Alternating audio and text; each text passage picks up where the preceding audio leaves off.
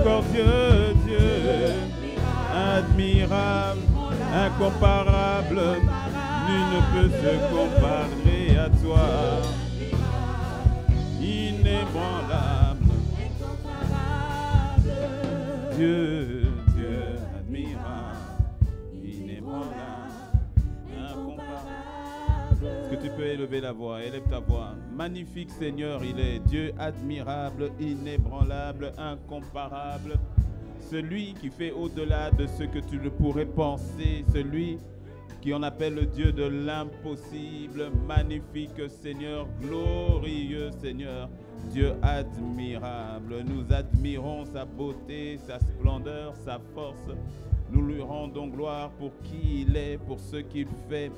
Est-ce que quelqu'un veut prendre le temps d'être reconnaissant?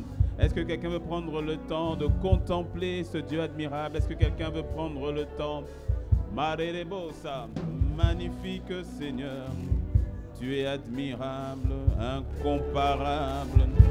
Oh, saladabrebo koita, seredebriadabo, aredebo sikadabo, sadeba santerebosa, shanderebriadabo saika, sanderebriadabe sinde de bababa. Kandere de briada bo sande bre kayante be sayandere sade bre bayada da da da da da shade basere sekere breba. Nul n'est comme toi, Seigneur. Je ne pourrais te comparer à qui que ce soit, je ne pourrais te comparer à quoi que ce soit. Nul n'est comme toi, Seigneur. Dans le ciel, sur la terre, dans ma famille, personne n'est comme toi. Personne n'est comme toi.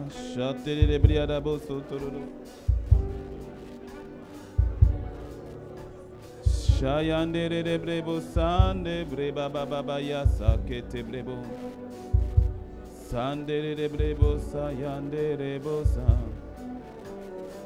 Magnifique, glorieux, chantere de brebo saye. Qui pourrait se comparer à toi? Qui pourrait se comparer à toi, Seigneur? Dans le cheminement que j'ai eu sur cette terre, j'ai essayé de trouver refuge dans plusieurs choses, mais personne ne pouvait se comparer à toi. Chercher le refuge dans la drogue, ça n'a pas fonctionné. Chercher le refuge dans l'alcool, ça n'a pas marché. Chercher le refuge dans les hommes, dans les femmes, ça n'a pas pris. Chercher le refuge dans le sexe, ça n'a pas marché. Chercher le refuge dans l'argent, cela n'a pas pris non plus. Tu es incomparable, Seigneur. Qui pourrait se comparer à toi? Chercher le refuge dans les fétiches, ça n'a pas pris. Je n'ai que déception sur déception, tromperie sur tromperie, misère sur misère, dépression sur dépression. J'ai cru que c'était le mariage qui me donnerait le sourire. J'ai été déçu. J'ai cru que c'était les amis qui me donneraient la confiance. J'ai été trahi. Mais Seigneur, en toi, avec toi, par toi, j'ai vu la vie autrement. Nul ne peut se comparer à toi. Kantere de briadabo saïbaradabo se. Chandere de beyando brebo sate kere de briadabo se. Shayandere de briadabo saïka tere de bose. Kantere de brende de bosa. Shadarabriando rurobo sayande rebo saikante rebriada bosa shante rebosa.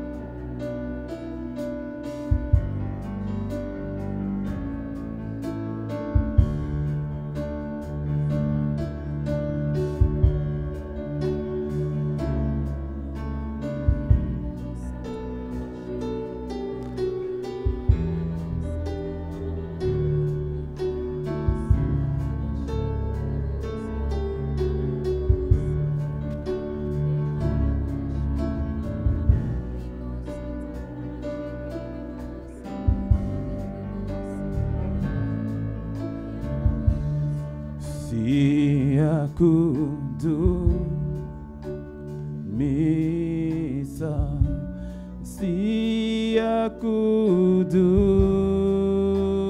misa siya kudu misa kosi yama kosi akeko fana nawe akeko fana nawe akeko fana nawe kosi ama kosi. Ce chant zoulou d'Afrique du Sud a été composé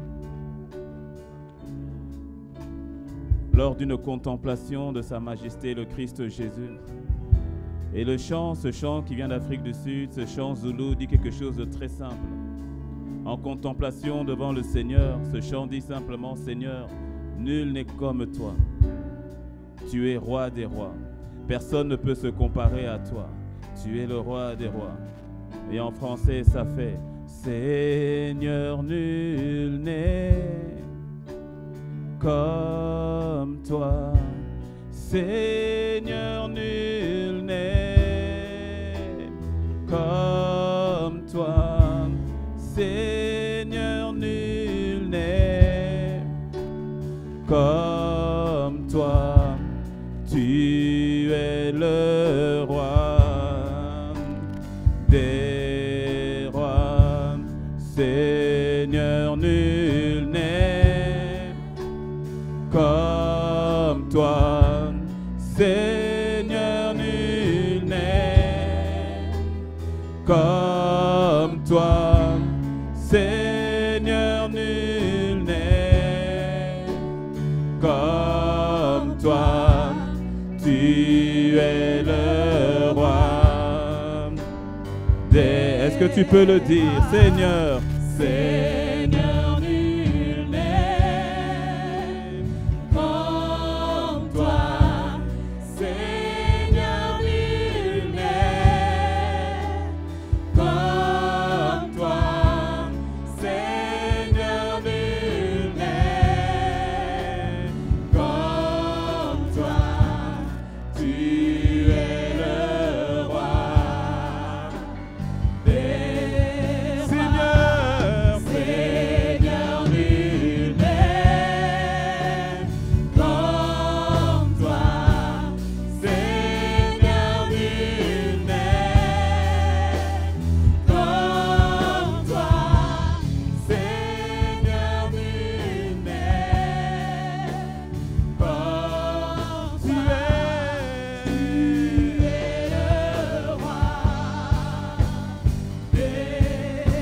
rois. Seigneur, Seigneur, nul n'est comme toi. Seigneur, nul n'est comme toi. Seigneur, nul n'est. Personne ne peut se comparer à toi. Tu es,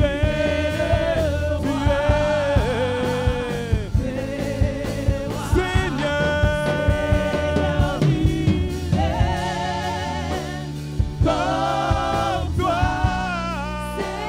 Seigneur, nul n'est comme toi.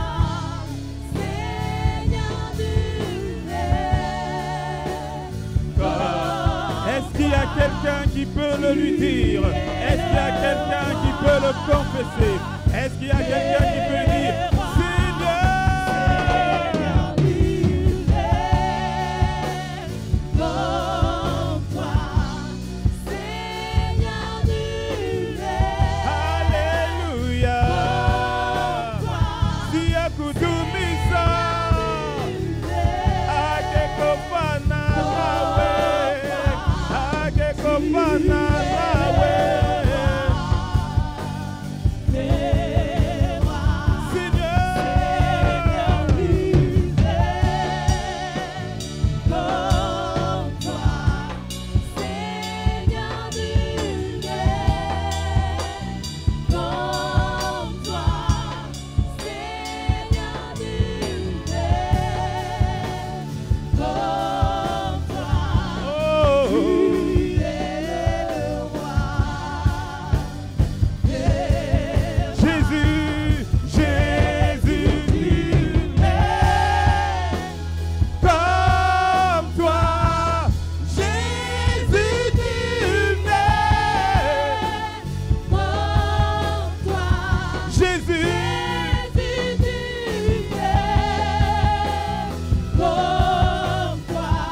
Tu es le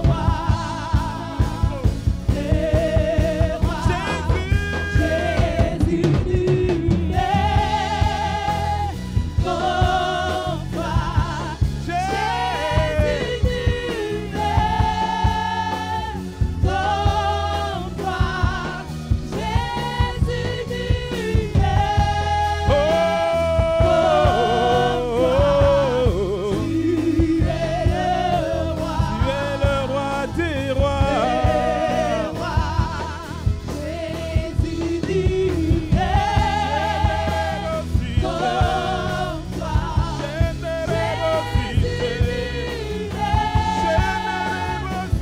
comme toi. Jésus, tu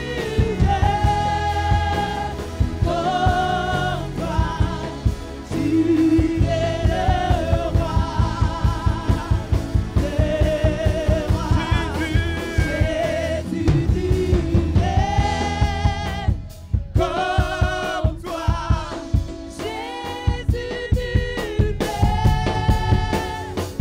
toi. Jésus, tu es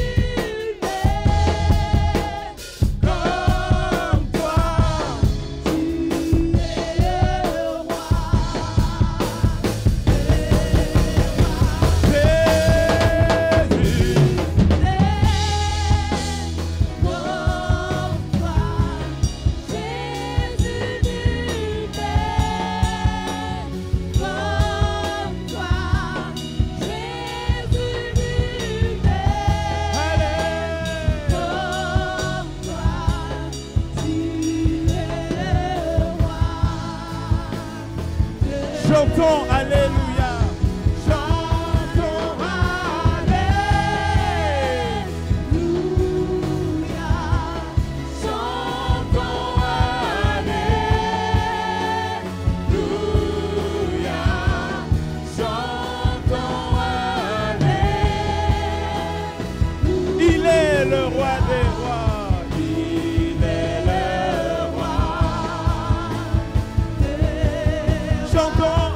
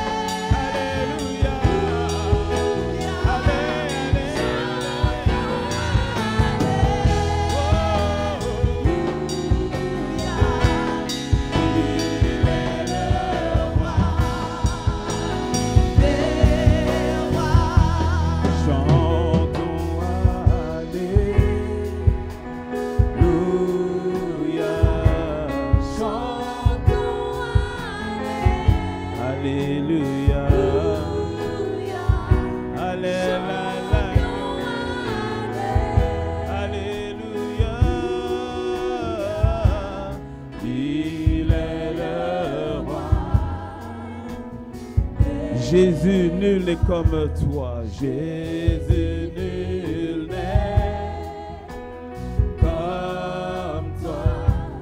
Jésus, nul n'est comme toi. Jésus, nul n'est comme toi. Tu es le roi, tu es le roi.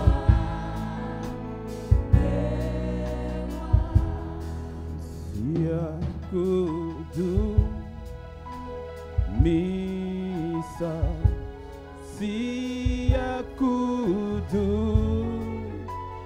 Misa Sia Kudu Mi Kosi Ama Kosi Kosi Ama Kosi. Nul n'est comme toi. Personne ne peut se comparer à toi. Nkosi Amakosi, roi des rois, seigneur des seigneurs, toi qui règnes, personne n'est comparable à toi. Tu es l'unique, tu es le seul. Nous t'honorons, nous t'aimons. Personne d'autre ne peut siéger sur le trône de nos cœurs, car toi seul es le roi digne, digne, digne, digne d'y siéger. Siège sur le trône de nos cœurs, siège sur le trône de l'Église, siège sur le trône du cœur de mon frère, de ma sœur. Nkosi Yamakosi, roi des rois, seigneur des seigneurs, magnifique es-tu, glorieux es-tu. Shalelebria Kabosa, Materia Dabosa. Personne ne peut se comparer à notre roi. Personne ne peut se comparer à notre Seigneur. Personne ne peut faire ombrage à notre roi. Majesté, louange, gloire, honneur à celui qui est, qui règne d'éternité en éternité. Roi des rois, Seigneur des seigneurs, le fidèle, le fils de David, le rocher, celui qui est, qui était, qui vient, le redoutable, celui sur qui la domination a été posée.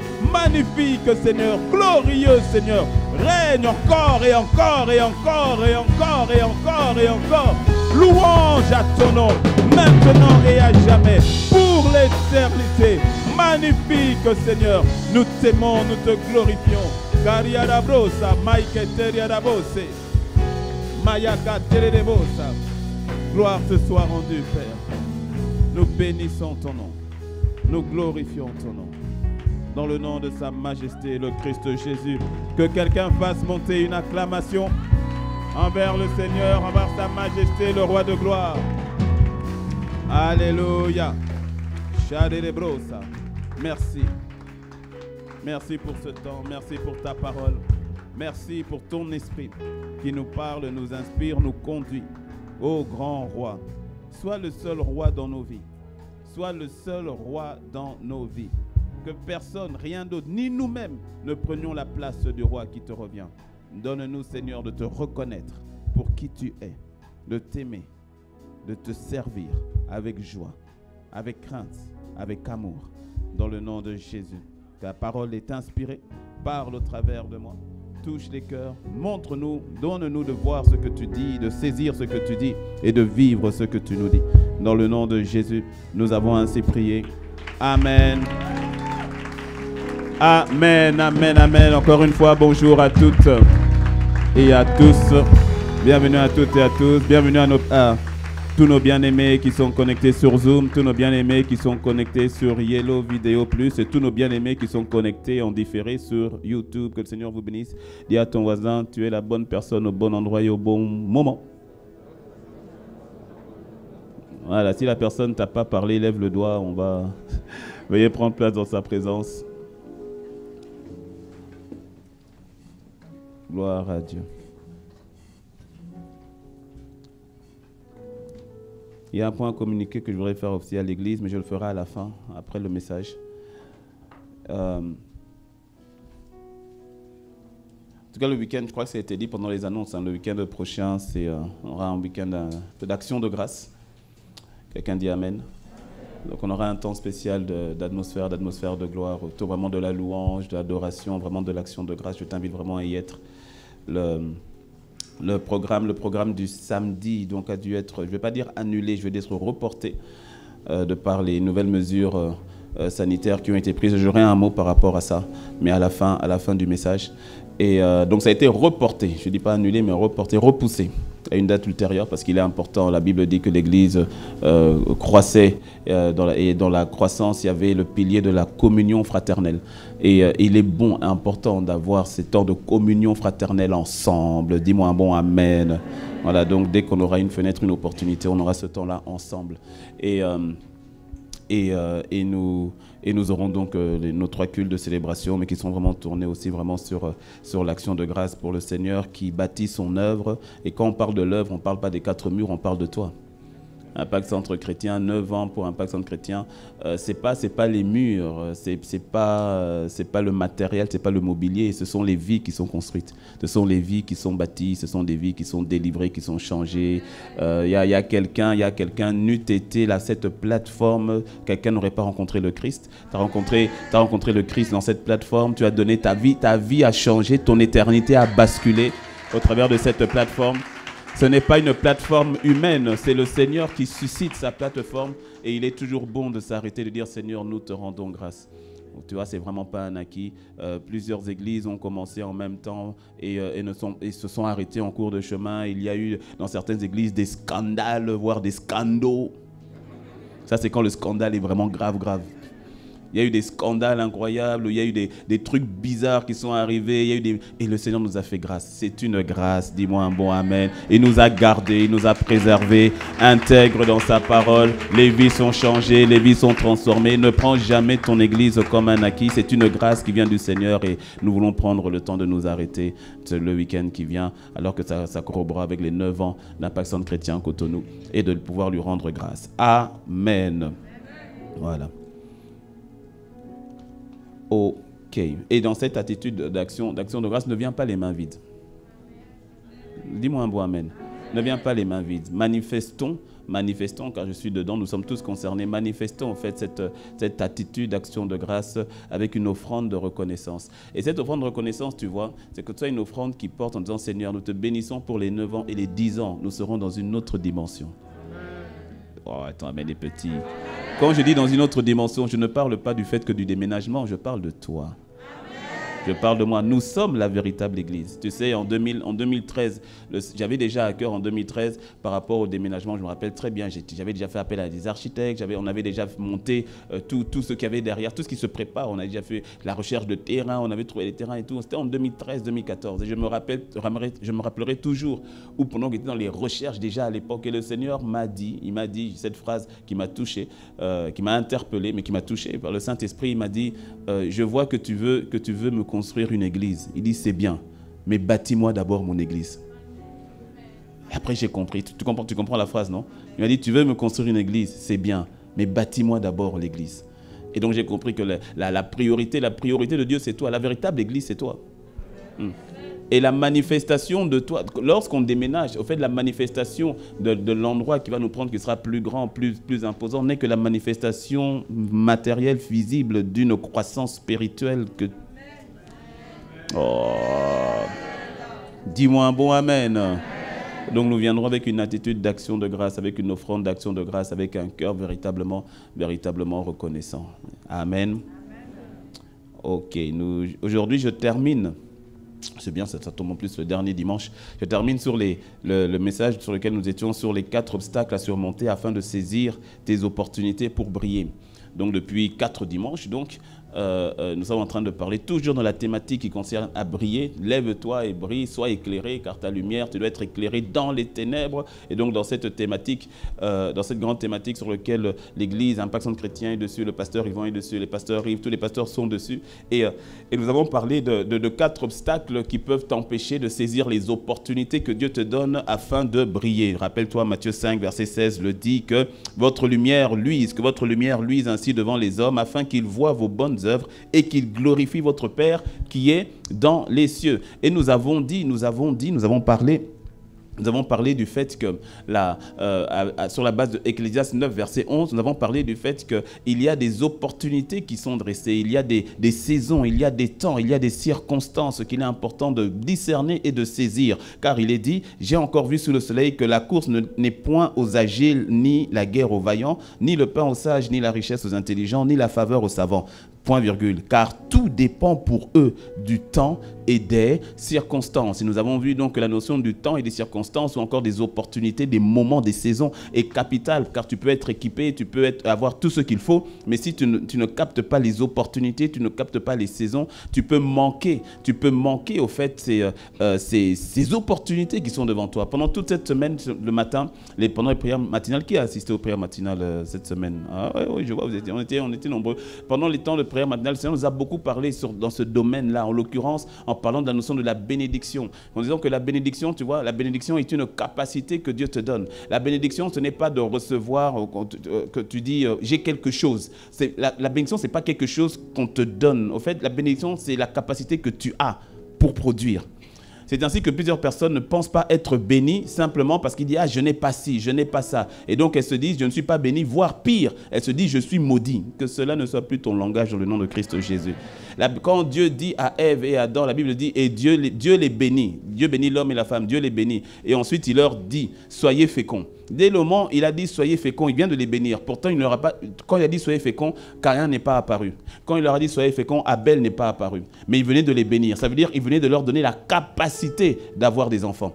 C'est ça la bénédiction. C'est une capacité qui t'est donnée. C'est ça, au fait, selon Dieu. C'est pour ça que beaucoup pensent ne pas être bénis, ne voyant pas les capacités ou les grâces que Dieu a déjà mis en eux. Et c'est ainsi qu'on a vu les obstacles, au fait. Parce que tu vois, tu peux avoir les capacités, mais si tu as la capacité, mais tu n'as pas l'opportunité, la capacité demeure vaine. Prenons le cas récent avec Adam et Ève, il leur dit « Soyez féconds ». Mais tu verras que quand il dit « Soyez féconds », donc tu comprends, il dit « Allez dans l'intimité, monsieur et madame, hein, mari et femme, allez dans l'intimité et ayez des enfants, parce que vous avez la capacité d'en avoir. » Dis-moi amen. Mais tu verras aussi que pour la femme, par exemple, il y a un cycle. Il y a un cycle d'opportunités pour avoir des enfants. Donc, je peux avoir la capacité, mais manquer le cycle. Je peux avoir la capacité, mais manquer la saison. Et donc, il faut qu'il y ait un mix des deux. Et la bénédiction vient avec l'opportunité. Oh, je n'ai pas entendu ton amen. La bénédiction vient avec l'opportunité. Donc, il te fait que non seulement tu as la capacité, mais je t'envoie aussi l'opportunité pour mettre en marche, pour mettre en action ta capacité, afin que tu vois le fruit de la bénédiction. Et donc, c'est ainsi qu'on parle de la notion, ce passage de Ecclésiaste 9, verset 11, nous dit, ok, j'ai vu que même l'agile, ce n'est pas forcément lui qui a gagné la course. Même le vaillant, ce n'est pas forcément lui qui a gagné la guerre. Parce que tout dépend aussi des temps et des circonstances. Il y a une notion d'opportunité, il y a une notion de saison. Et le Seigneur fera toujours venir dans ta vie des opportunités. Toujours. Là, même si tu dis qu'aujourd'hui, tu as l'impression qu'il n'y en a pas, t'inquiète, prépare-toi parce qu'il y en a une autre qui est en train d'arriver. C'est un cycle. C'est un cycle. La vie est faite de saisons. Il y a des cycles d'opportunités. Pardon. Et donc, tu dois être préparé. Être préparé par rapport aux diverses opportunités que le Seigneur lui-même envoie dans ta vie. Pourquoi? Afin de t'emmener là où il veut que tu sois et que tu brilles de manière à ce que les gens voient Christ au travers de toi et qu'ils puissent glorifier Dieu par les œuvres que tu vas faire dans le nom de Jésus. C'est ton partage. Dis-moi un bon amen. Et nous avons vu donc qu'il y a des obstacles. On a vu d'abord que l'opportunité peut venir sous plusieurs formes. L'opportunité peut venir sous la forme sous la forme du chaos. L'opportunité peut venir sous la forme du défi, merci. Et sous la forme de l'appel. Alléluia. Sous la forme du chaos, sous la forme... Je vais pas expliquer, parce que là, sinon, on va prendre trop de temps. Il faut repartir. Tu peux repartir sur YouTube, rechercher les messages. Vraiment, il faut, voilà. Et on a vu maintenant qu'il y a des obstacles. Il y a des obstacles par rapport à ces défis. On a parlé de l'obstacle de la peur. Merci. L'obstacle de la peur te paralyse. La peur, comme on a vu comment l'armée d'Israël a été paralysée devant Goliath, alors que David, devant Goliath, il a vu une opportunité, 1, de voir le nom de Dieu être glorifié, 2, de devenir gendre du roi, 3, de ne plus payer d'impôts. Bref, il y avait trop d'opportunités devant le même Goliath. La peur a paralysé les autres, mais David a terrassé Goliath. On voit aussi qu'il y a l'obstacle de la paresse. Va vers la fourmi, paresseux, observe ses voies. Le paresseux voit son gibier et il est trop fatigué pour le rôtir. Pourtant, tout est devant lui. Il me dit, il faut encore chauffer, il faut encore découper. Il dit, il regarde seulement le gibier, il ne fait rien. Le paresseux a des désirs qu'il ne peut combler. Mais le diligent sera rassasié, sera comblé. Sois diligent dans le nom de Christ Jésus. Sois diligent. J'ai été quelque part... j'ai lu un post, j'ai vu ça ce matin, ça apparaît sur mon mur internet, et où il était écrit, voilà, je paraphrase, hein, mais tout est une question de payer le prix de discipline dans la vie et tout cela. Et puis il y a quelqu'un qui a commenté en disant, oui, mais alors, où est la grâce de Dieu dans tout ça? Si tout est une question de prix payé, de discipline, et où est la grâce de Dieu dans tout ça? J'ai trouvé ça intéressant comme commentaire. Et puis je me suis amusé à lire un peu les commentaires des uns et des autres. Parce que tu vois, certains pensent à tort que la grâce de Dieu amène la paresse. Non, tout est grâce, donc ne fais rien. Tout est grâce, vis encore. Vis encore. On se revoit dans 10 ans. Enfin, si tu me vois, parce que moi je serai trop loin. Toi, tu seras, donc je viendrai te voir, parce que toi tu ne pourras pas venir où je suis, mais moi je descendrai là où tu es. Parce que tu risques d'être au même endroit. Si tu as cette mentalité de dire non, comme c'est la grâce, je n'ai rien à faire, tout est grâce, tout a été payé, tout a été accompli, on le sait. Mais Paul a très bien compris cela aussi. Paul a dit, j'ai travaillé, je suis ce que je suis par la grâce de Dieu. Et puis il dit, j'ai travaillé plus que eux tous. Plus que eux tous. Et puis il le dit, toutefois, non pas moi, mais la grâce de Dieu qui est en moi. Ce que tu comprends, tu vas comprendre au fait que la notion de la grâce de Dieu est amplifiée lorsque tu travailles celle-ci. Et d'ailleurs, je t'encourage tout à l'heure, pour ceux qui le peuvent, ou même pas pour ceux qui le peuvent, tout à l'heure ou dans la semaine, mais que tu écoutes le message du pasteur Yvan, parce qu'il est dans cette dynamique-là. Beaucoup se plaignent en disant ah, « je ne comprends pas, mais ça ne va pas et tout ». Mais souvent, c'est la paresse. C'est la paresse. Et je vais encore en reparler un petit peu aujourd'hui d'ailleurs. C'est la paresse. Dieu t'a donné tout ce dont tu as besoin. Le problème, ce n'est pas Dieu. Est-ce que tu sais que Dieu ne peut pas faire au-delà de ce qu'il a déjà fait? Il t'a tout donné. En donnant Christ, il a tout donné. Il ne peut pas donner plus. Il a vidé son compte bancaire, si on peut parler en termes finances. Il a tout donné. Il ne peut pas donner plus. Qu'est-ce que tu veux qu'il te donne de plus? Quoi? Il a donné lui-même. Tu veux qu'il te donne quoi d'autre? Maintenant, ça ne dépend pas trop de Dieu, ça dépend de toi. Je dis, ça ne dépend pas trop de Dieu, ça dépend de toi. Il y a des personnes qui pensent que Dieu fait des faveurs à certains. J'ai remarqué, plus j'avance avec le Seigneur, plus je remarque qu'au fait, vraiment, Dieu ne fait exception de personne. C'est-à-dire, il n'y a pas de favoritisme avec Dieu. Ce n'est pas Dieu le problème, c'est nous. Jusqu'où est-ce que tu veux aller avec lui? Tu vas voir une même église, on peut être dans la même église, les gens viennent, ils écoutent la parole. Et la même parole, le même pasteur, la même église. Mais tu as au bout de 3 mois, au bout de 1 an, tu as une personne qui est transformée, métamorphosée, boostée, motivée. C'est-à-dire tu ne la reconnais plus, elle avance, elle va de l'avant. Et puis sa voisine, la même église, même endroit, se plaint. La vie, c'est compliqué, c'est difficile.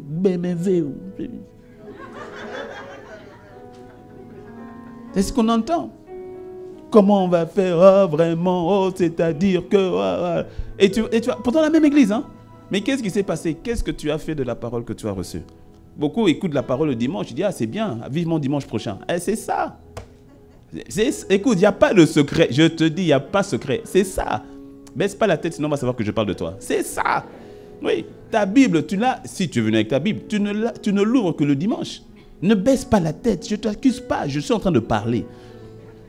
Je ne suis pas méchant, je parle, je fais juste des faits. Et toi, quand je dis ça, tu raisonnes en toi-même, tu te dis oui mais c'est ça, fais le oui mais, vas-y, continue. Donne tes excuses, justifie-toi, on se retrouve dans 10 ans, je te dis, ce n'est pas une prophétie de malheur, ce sont des faits. Ce sont des faits, je te dis, tu ne bougeras pas. Je ne dis pas ça, je dis à quelqu'un qui n'est pas ici, mais quand même tu es là, comme on entend quand même. Tu agis comme ça. Non, mais faut que je le dise. Tu agis comme ça. Je te dis, tu n'avanceras pas si tu décides de continuer comme ça. Tu ne peux pas avoir des résultats nouveaux en continuant à faire les mêmes choses. Ça ne marchera pas. Il n'y a pas gris-gris. Ça ne marchera pas.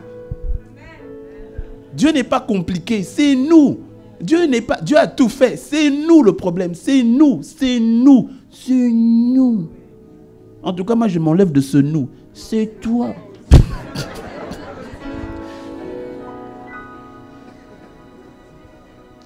C'est pas Dieu. Tu veux qu'il fasse quoi d'autre? Il t'a donné la parole. La parole, elle est là. Les finances, c'est compliqué. Tu as tout le livre des Proverbes. Tu as toutes les paroles du Seigneur Jésus. Tu as tout ça là-dedans. Va là-dedans. Entends, prends, mets dans ton cœur ce qu'il a dit. Et ensuite, sors et pratique. Je te dis, en 1 mois, tu sors de... En 1 mois, c'est beaucoup. Mais tu sors de la précarité. Tu sors de la pauvreté. Le cœur, vraiment, on m'a fait du mal. Mais comment? Et cela, cette situation, la personne qui t'a fait du mal, c'est depuis 1723. La personne là t'a fait du mal. Tu rumines la chose. Regarde comment ta vie a dépéri. Regarde comment tes relations ont dépéri. Regarde comment ta santé a dépéri. Regarde comment tu es devenu aigri. Regarde comment la vie maintenant est devenue bizarre. Et puis tu penses que tout le monde est bizarre. Non, tu as choisi. Mon ami, c'est un choix. Tu as choisi de ne pas aller dans sa parole qui dit garde ton cœur. Tu as choisi de te priver de la grâce selon qu'il est écrit dans Hébreux 12. Ne vous privez point de la grâce de Dieu et qu'il n'y ait en vous aucune ronce d'amertume. Lorsque tu tu gardes l'amertume dans le cœur, tu te prives toi-même de la grâce de Dieu. Ce n'est pas Dieu qui te prive, c'est toi qui te prives lorsque tu gardes l'amertume dans le cœur. Et quand tu te prives de la grâce, tu rentres dans une situation compliquée parce que tu vois, la grâce, tu as besoin de la grâce. Mais si tu t'en prives, l'amertume va t'enfoncer. L'amertume est un poison que l'on boit en croyant faire du mal à l'autre. Ça fait du mal qu'à une seule personne, mon ami. C'est toi, la vengeance, la colère, la rancune, ce qu'il a fait, ce qu'elle a dit de moi. Ah, c'était une amie, elle m'a trahi, elle t'a trahi. Rends gloire à Dieu. On a tous été trahis. Mais oui, et puis si tu es humble, tu verras que toi aussi tu as trahi quelqu'un. Sois humble. Toi aussi, quelque part, tu as déjà trahi quelqu'un. C'est arrivé. Yako, avance. Avance. Tu vas rester là-dessus combien de temps? Combien de temps? Pendant ce temps-là, toutes les grâces que Dieu a mis en toi, l'appel qu'il a mis sur ta vie, le ministère qu'il t'a confié, toutes les personnes qui dépendent de toi, qui doivent être sauvées, changées, transformées, tu ne les vois même pas parce que tu ne regardes qu'à toi. Et moi, et les gens me font et moi. Et donc tout même quand tu viens devant le Seigneur, c'est jamais pour prier pour les autres, jamais pour intercéder pour l'église, jamais pour intercéder pour le pasteur. De toute façon, le pasteur, il n'a qu'à se gérer. C'est à lui de prier pour moi. Jamais pour prier pour la nation. Jamais pour prier. Mais ça va être toujours pour moi. Seigneur, moi. Seigneur, moi. C'est ça. C'est ça. Non, je ne suis pas fâché. Mais c'est ça. Est-ce que tu me suis? Le problème, ce n'est pas Dieu. C'est nous. Jusqu'où est-ce que tu veux aller avec lui? Jusqu'où veux-tu aller avec lui? C'est toi qui décides. C'est toi qui décides. Je te dis, si ta Bible, tu ne l'ouvres que le dimanche, si tu viens avec d'ailleurs, et que tu n'ouvres que là, je te promets, ta vie ne peut pas avancer. Je te promets, sur le plan avec Dieu, elle ne peut pas avancer. Et le stand-by dans le spirituel, c'est difficile. C'est soit ton avance, soit ton recul. Le stand-by, ça n'existe pas vraiment. La vie est un courant. Soit tu nages à contre-courant, ou tu te laisses aller, elle te ramène à la rive, ou bien à la dérive. Dis-moi Amen. Et d'ailleurs, je prends ça pour faire la transition. On avait parlé du troisième obstacle qui est la prison du passé. Et le quatrième obstacle, au fait, c'est l'orgueil. L'orgueil. L'orgueil. Est-ce qu'au fait, l'orgueil a consisté à regarder qu'à soi? L'orgueil, pour te donner une définition simple de l'orgueil, c'est lorsque tu es centré sur toi-même. C'est une définition la plus simple que j'ai trouvée par rapport à l'orgueil. L'orgueil, c'est être centré sur soi-même. Sur soi-même. Parce que tu vas voir, une fois le pasteur Yvan m'a dit, ne prie pas Dieu pour lui demander si tu es orgueilleux ou pas. Non, prie Dieu en lui disant, Seigneur, montre-moi où est caché l'orgueil. Parce que sois humble. Il y a toujours une part d'orgueil quelque part dans le cœur de l'homme. Ah, on peut parler? Mais oui, mais oui. Tu es au travail, tu fais une proposition. Vous êtes deux à faire une proposition. Et puis après, le boss, le responsable, choisit l'autre. Ça te fait une queen. C'est ça, c'est ça. Ça te fait un petit... Et puis tu dis non, gloire à Dieu. L'orgueil. Ouf, l'orgueil subtil. Oh là là. Il y a l'orgueil qui est grossier. Hein. C'est vraiment celui, le vantard. Le vantard qui dit moi j'ai. Les moinismes, les jétichismes.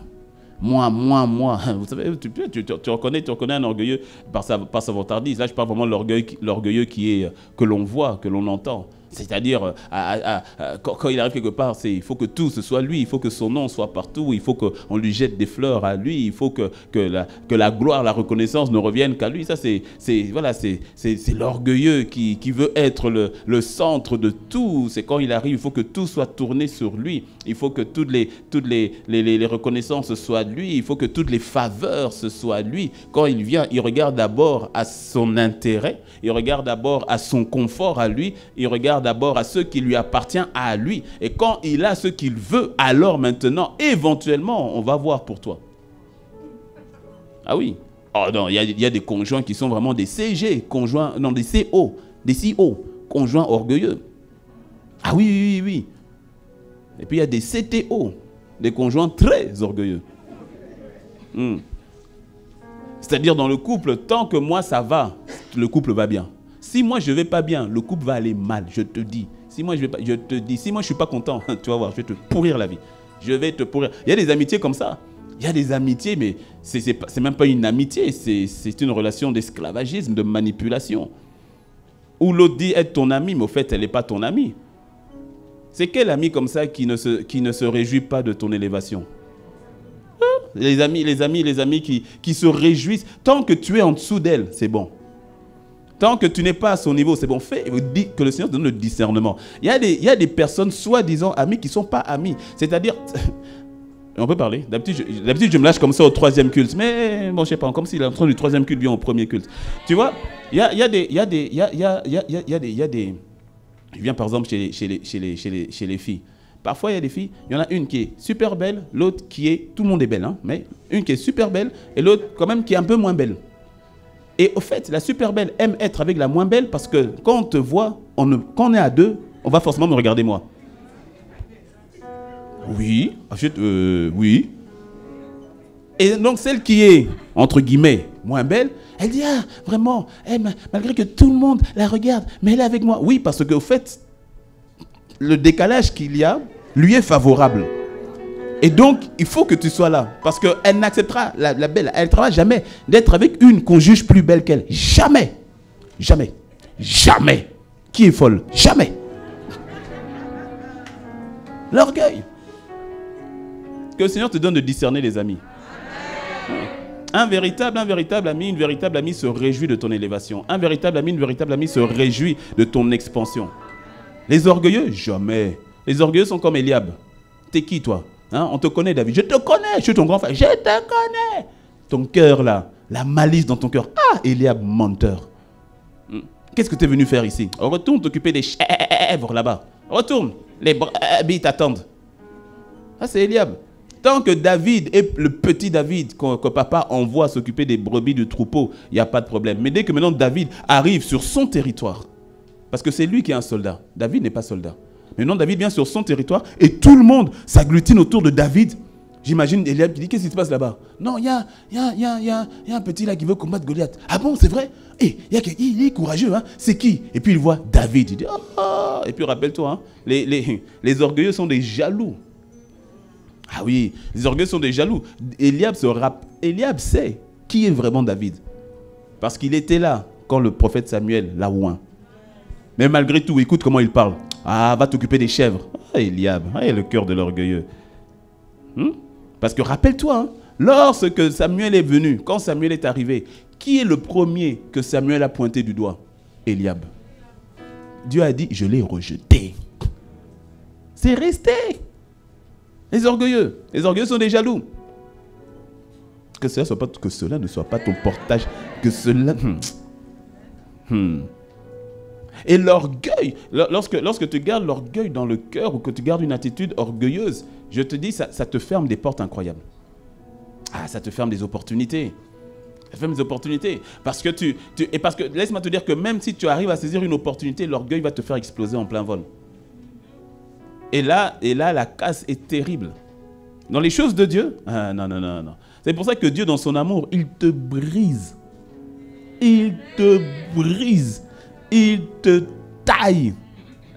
Il te cogne. Qui aime bien châtie bien. C'est un verset, hein, tu sais, non? C'est un verset, hein? Qui aime bien châtie bien. Ce n'est pas une expression, c'est un verset. Tu vas dans Proverbe, tu vas dans Hébreu. Parce que Dieu t'aime, il châtie. L'orgueil, non, l'orgueil. Qui te parle, on est tous passés par là et on continue de passer par là. Plus tu avances, plus l'orgueil prend des coups.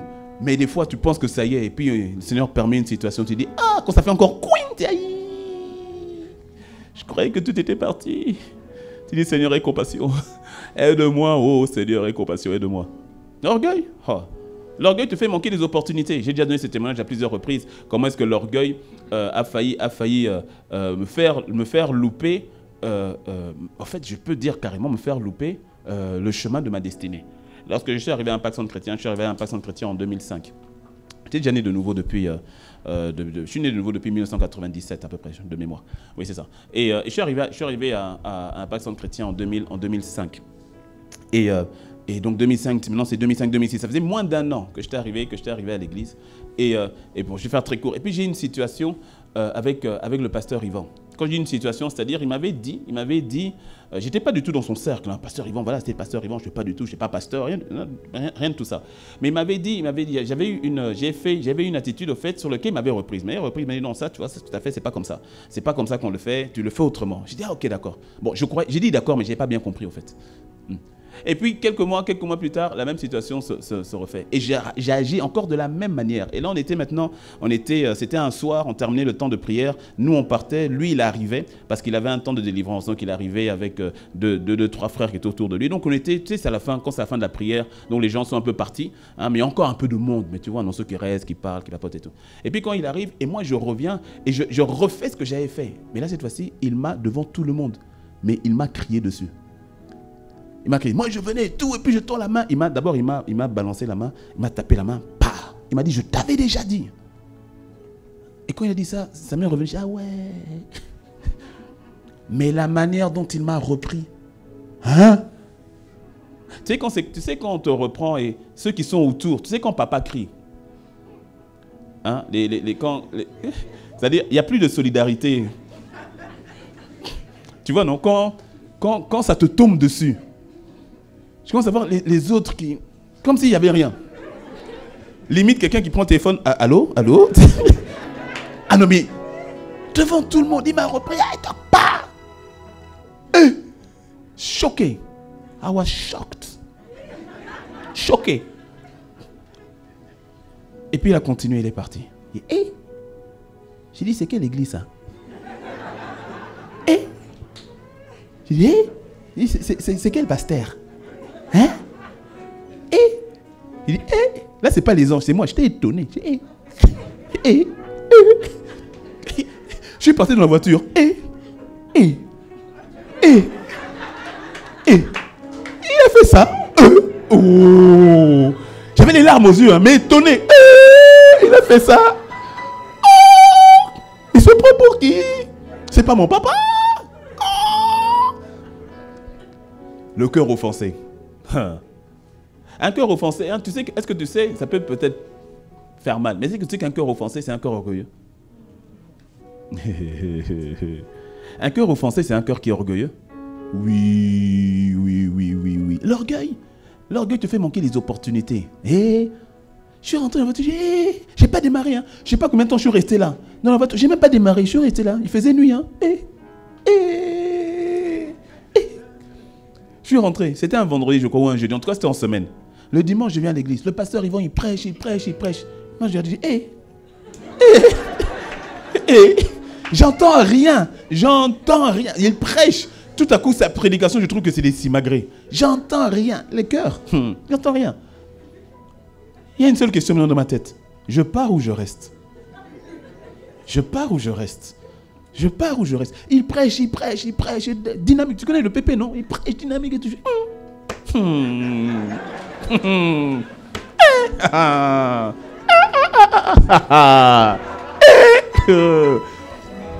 Le dimanche qui suit, le pasteur, il prêche. Je me regarde, je fais... Je pars ou je reste? Et à un moment donné, je me suis dit, mais attends, t'es dit, tu ne vas pas vivre comme ça, comment tu ne vas pas continuer comme ça? J'ai dit, écoute, décide. Est-ce que tu pars ou est-ce que tu restes? Parce que là, c'est pas possible. Je ne vais pas venir tous les dimanches à l'église. Celle que maintenant j'ai dit que c'est mon église, ça faisait quasiment un an que j'y étais. Et je ne vais pas venir tous les dimanches en train de regarder le pasteur et de critiquer et de dire, non, j'ai dit, je ne vais pas vivre comme ça. Il faut que je prenne une décision. Et c'est là maintenant, comme maintenant je rentre en moi-même. Parce que jusque-là, j'étais offensé. L'orgueil, comment il a pu me faire faim à moi? Il se prend pour qui? L'orgueil. Et c'est comme maintenant je suis revenu en moi-même, où je me suis dit non, il faut que je fasse quelque chose. Et c'est là que j'arrive enfin, 2 semaines plus tard, à discerner la douce voix du Saint-Esprit. Qui me dit, fils, au fait, c'est quoi le vrai problème? J'ai dit, comment ça le vrai problème? T'as pas vu? Non. C'est quoi le vrai problème? Non, mais comment il peut faire ça? Chut, dis, c'est quoi le vrai problème? Il a dit, ah, je me suis senti un peu rejeté parce que moi je voulais dire, c'est ça fils, tu étais trop familier. Tu es trop familier avec des hommes de Dieu, parce que j'étais trop familier. Orgueilleux, c'est-à-dire moi j'ai accès aux hommes de Dieu. Moi, on me connaît là-bas à l'église Ebenezer, on me connaît là-bas à l'église Parole de Vie, on me connaît là-bas à l'église, moi je connais tel pasteur, et puis moi j'ai accès à tel pasteur, et puis moi j'ai le numéro de tel pasteur, et puis quand pasteur ils vont être arrivés, je dis, ce sera le prochain dans la liste. De la même manière que je suis aimé, chouchouté, on m'aime, on m'apprécie. Oh, le frère t'a dit, quand je vais arriver chez le pasteur Yvan, moi aussi, voilà, il aussi va dans la liste, je vais être familier et tout. Il dit, fils, tu es trop familier. Tu es trop familier. Il dit, oh, donc c'est moi le problème, hein. Il dit un peu quand même, oui, c'est toi. Est-ce que tu me suis? J'avais été touché dans mon orgueil, dans mon ego. Comment, pourquoi moi, comment il ne me donne pas accès? Comment je voudrais avoir accès? C'était l'orgueil. Je dis, ah Seigneur, vraiment, compassion. Et Seigneur, je te demande pardon. Et je te demande pardon pour les pensées que j'ai eues. Et d'ailleurs, non seulement je fais d'ICC mon église, mais le pasteur Yvan là, c'est mon pasteur, sera mon pasteur et tout. Et t'imagines si j'étais parti? Est-ce que tu me suis? Est-ce que tu vois quand je parle des opportunités que l'orgueil te fait manquer? T'imagines si j'étais parti? Je n'ose même pas imaginer. J'ose même pas imaginer. Parce que c'est d'une évidence que concernant ma destinée était totalement liée au pasteur Ivan Castanou, à un passant chrétien et à toi. Est-ce que tu me suis? L'orgueil. L'orgueil qui va t'emmener à ne pas t'humilier devant une personne qui t'a offensé, à ne pas t'humilier devant une personne que toi, tu as offensée.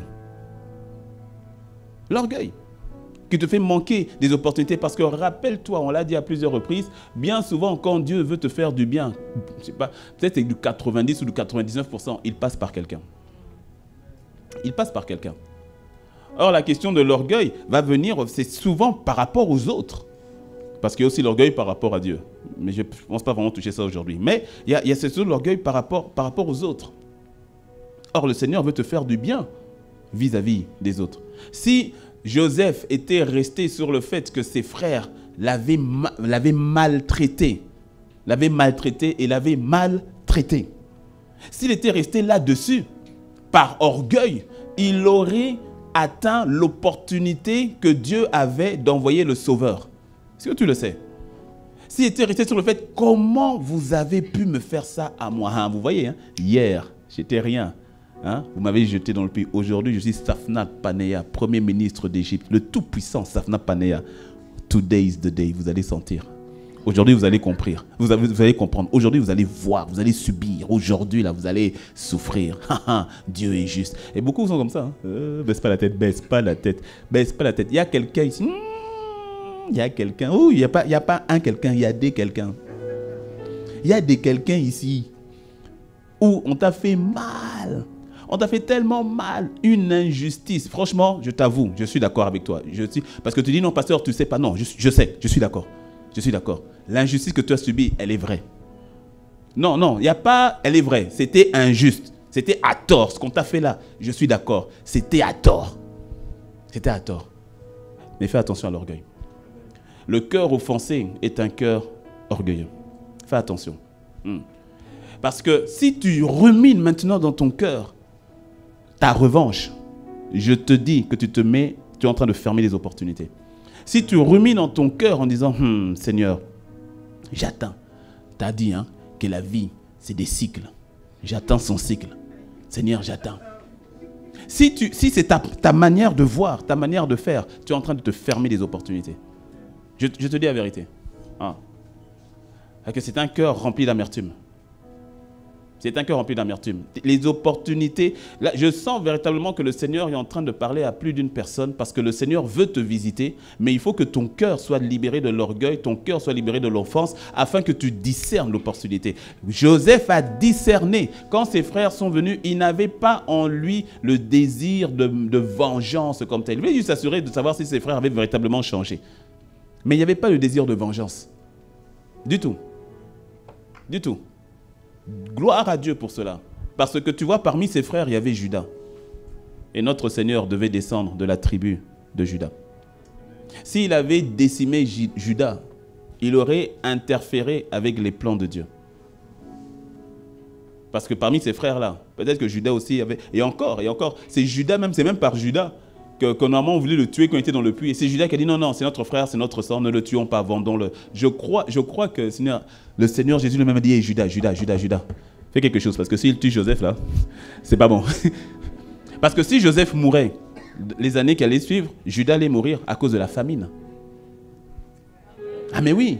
Non mais il faut bien comprendre, c'est pour ça que Joseph discerne, il dit non, c'est Dieu qui m'a envoyé ici en avance. Tu sais, regarde, la famine allait arriver. Pourquoi? Parce que Dieu l'a dit. Il a montré à Pharaon. Quand Joseph donne l'interprétation du songe, il dit à Pharaon, si Dieu, parce que c'est Dieu qui a parlé aux païens. Oui, c'est Dieu qui a parlé aux païens, Pharaon, par rapport à la famine. Il n'est pas allé parler à Jacob. Il a parlé à un païen. Non, parce que des fois, nous aussi, on est dans les... Enfin, je ne vais pas aller là-bas. Mais c'est Dieu qui révèle au roi idolâtre qu'est Pharaon qu'il y aura une famine sur toute la terre. Et quand Joseph interprète, il dit, si Dieu t'a montré le songe 2 fois avec les vaches et avec les épis, c'est que cela va véritablement arriver. C'est arrêté, ça va arriver. Ça veut dire que cette famine-là était déjà arrêtée. Dieu avait déjà dit qu'il y aura une famine qui va arriver. 7 années d'abondance, 7 années de famine. Et si Joseph n'avait pas été envoyé en Égypte, tous seraient morts de famine.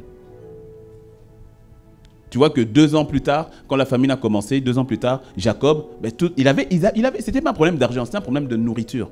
Jacob avait l'argent, mais il n'y avait plus de nourriture. Ils ont dû aller en Égypte. Et donc c'était une opportunité pour sauver Jacob et toute la famille et toute la descendance. Mais si Joseph a eu l'orgueil et le cœur offensé, il allait décimer ses propres frères. Est-ce que tu me suis? Ah. Tu sais, dans la Bible, faute de temps, on va pas lire le passage, mais tu vas voir que dans la Bible, il y a l'exemple, je reviens à David, tu vas voir qu'il y a l'exemple du roi David et il y a l'exemple du roi Saül. Et l'une des grandes différences entre les deux, c'est une question de cœur, c'est une question d'orgueil et une question d'humilité.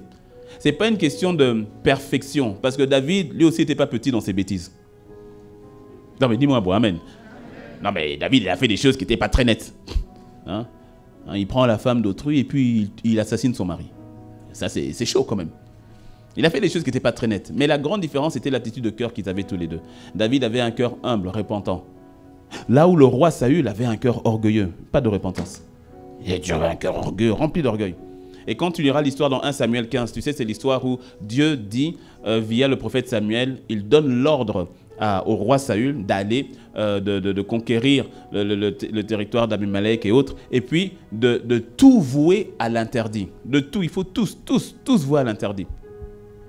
Et Saül arrive et il ne va pas tout vouer à l'interdit. Il va garder le roi, et puis il va garder les chèvres grasses, pas n'importe lesquelles, les chèvres chétifs, là, les pattes cassées, ok, on va détruire. Mais les autres qui sont bien grasses, là, ça on ne détruit pas, ça on va garder. Et donc il a gardé les béliers, les brebis, voilà, tout ce qui est le bétail, qui est tout cela. Et puis après, Dieu dit à Samuel, il dit franchement, je me répands, par rapport à Saül, là, je me répands. Ah, franchement, non, je me répands.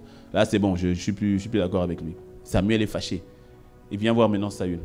Il vient voir Saül. Et quand il vient voir Saül, c'est intéressant, tu diras, dans 1 Samuel 15. Quand il vient voir Saül, c'est intéressant l'attitude que Saül a. Parce que Saül avait, même s'il n'était pas le premier choix de Dieu, écoute, hein, même s'il n'était pas le premier choix de Dieu, Saül avait l'opportunité de pouvoir devenir le premier roi agréé d'Israël. Tu le sais parce que quand tu lis toujours l'histoire de Saül, tu verras, avant cette histoire, tu remontes un peu, je crois, au chapitre 12, tu verras, encore, il y avait une autre situation et Samuel va dire à Saül, il va encore désobéir. Et Samuel va dire à Saül, mais si tu n'avais pas fait ça, le trône n'aurait jamais quitté ta lignée. Ça veut dire qu'il avait une opportunité, direct une opportunité. Il avait une opportunité. Il avait une opportunité, même s'il n'avait pas été premier choix, il avait une opportunité de faire en sorte qu'il devienne le choisi, qu'il devienne le choix de Dieu. Mais l'orgueil dans son cœur, où on lui dit « Attends-moi, j'arrive, attends-moi ». Il attend, hein, il attend. Et puis il voit que maintenant ces soldats commencent à fuir. Il dit « Les Philistins arrivent », il attend. On a dit « Attends que je vienne faire le sacrifice ». Et puis il dit, ah, Samuel, lui-même, il fait le sacrifice. Et puis lui-même, il dit, allez à la bataille. Quand il a fait le sacrifice, Samuel apparaît.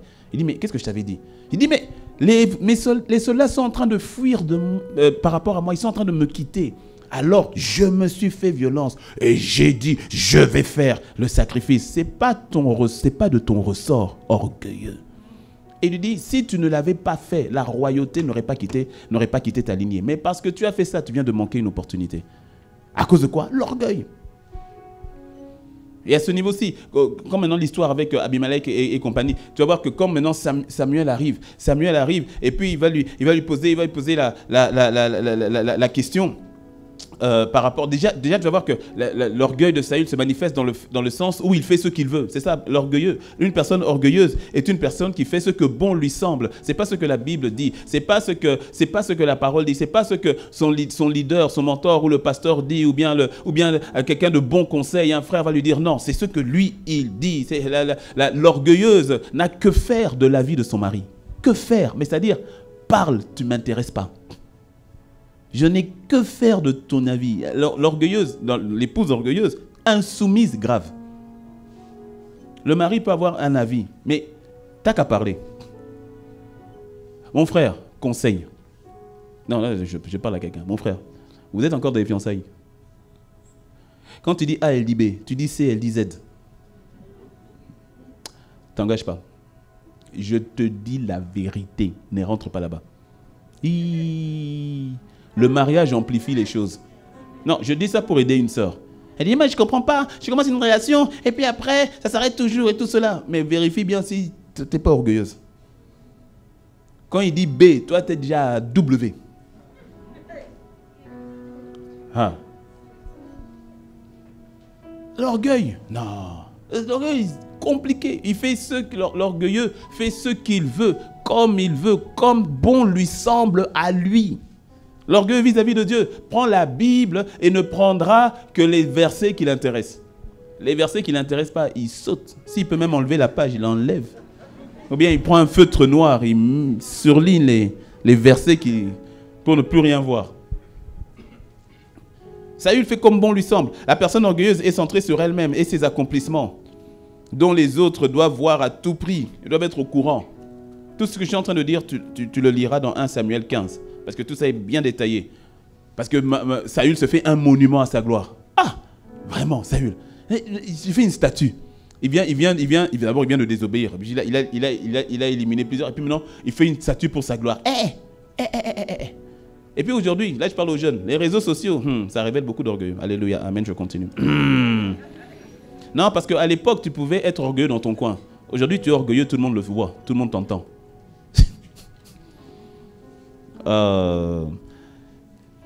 Et parfois orgueilleux avec la parole. Hein. Oui, parfois. Parce que... Bon, non, je ne vais pas aller là-bas. Tu m'as compris seulement. L'orgueilleux aura tendance à conserver un langage spirituel. Quand Samuel arrive, Saül qui dit « Sois béni, que le nom du Seigneur soit béni. » Ah, alléluia, gloire à Dieu. Jésus est Seigneur. Siya Kudumi, ça.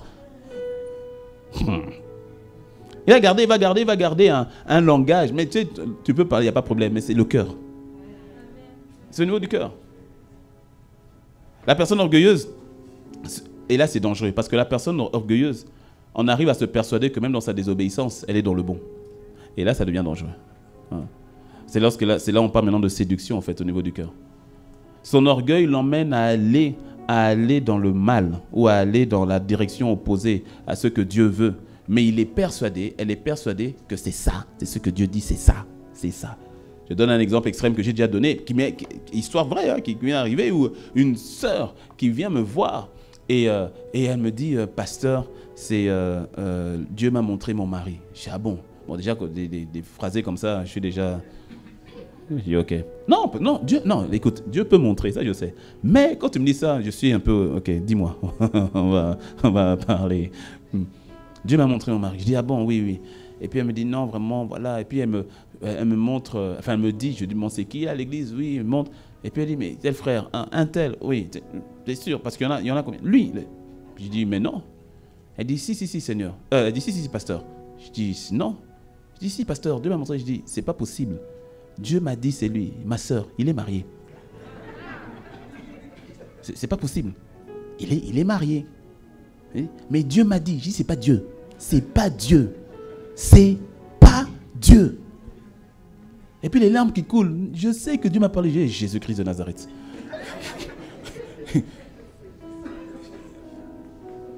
Non, Dieu m'a dit, c'est lui. Et persuadée qu'elle est dans le bon.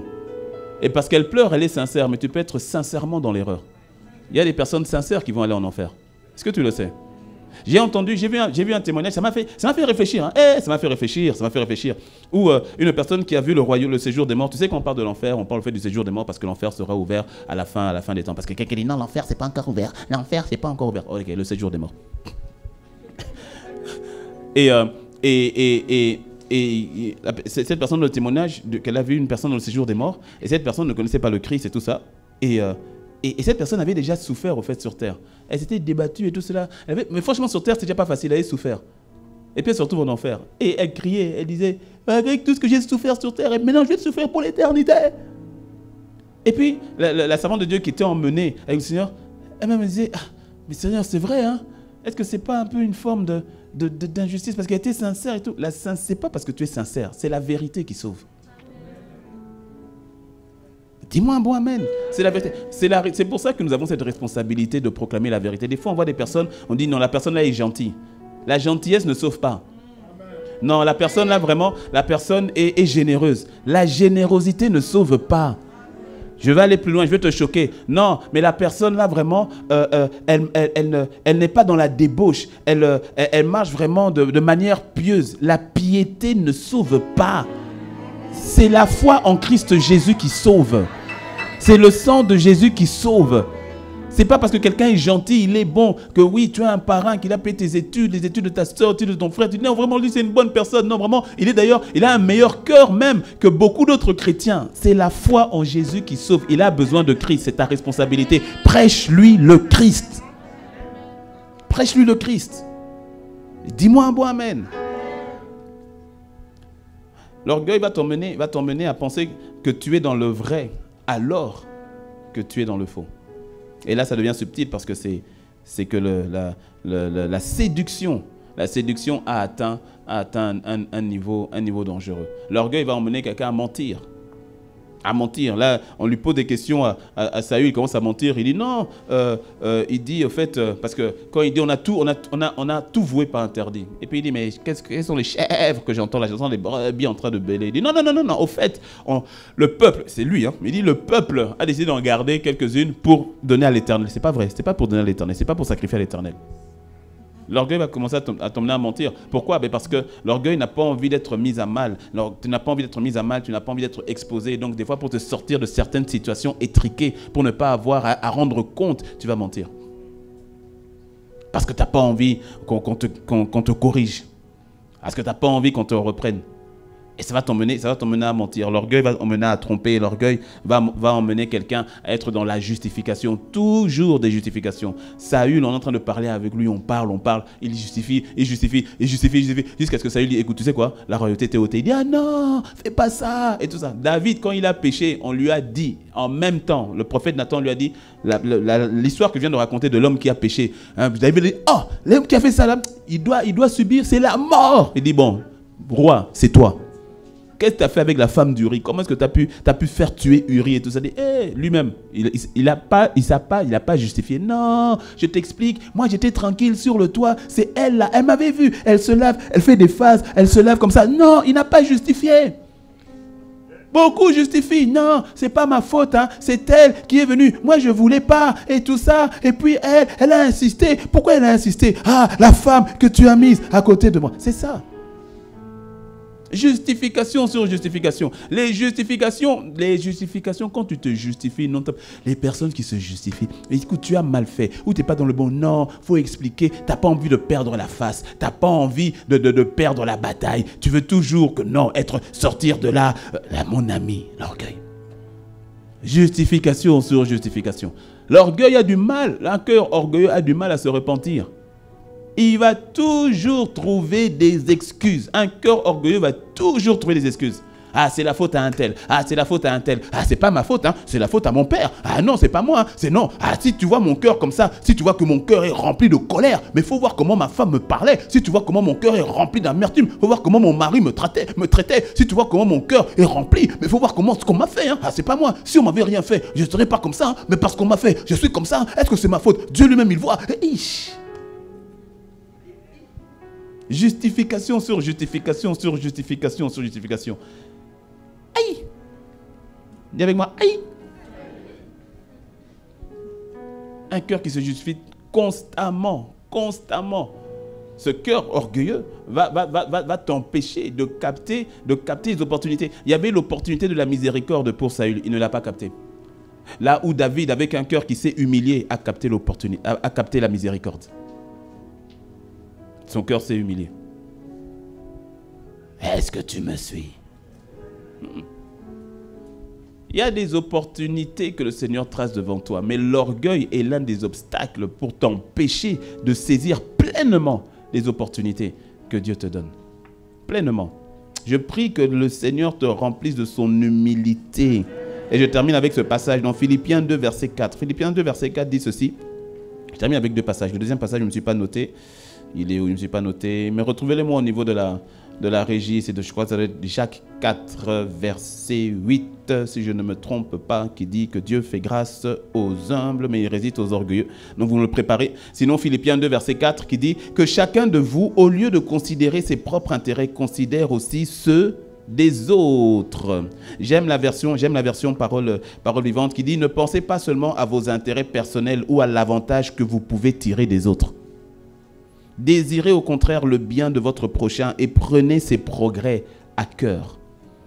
Un cœur qui est tourné vers les autres, un cœur qui est rempli de l'humilité, un cœur rempli d'orgueil fera tout pour éteindre même la lumière des autres. Mais un cœur, tu vois le cœur de Saül qui voulait tout faire pour éteindre la lumière de David. Il voulait tout faire. Quand il a terrassé Goliath, c'est lui-même qui a donné l'autorité à David d'aller combattre Goliath, dans le but que Goliath gagne. Et Goliath, par la grâce de Dieu, a gagné. Mais regarde maintenant le cœur de Saül. Parce que les femmes, c'est ça. Les mamans, les femmes, ils ont commencé à chanter. Oh. 1, 2, 1, 2. Ok, je vais faire doucement. Fais-moi un son. Fais-moi un son qui bouge. 1, 4, 5, 4.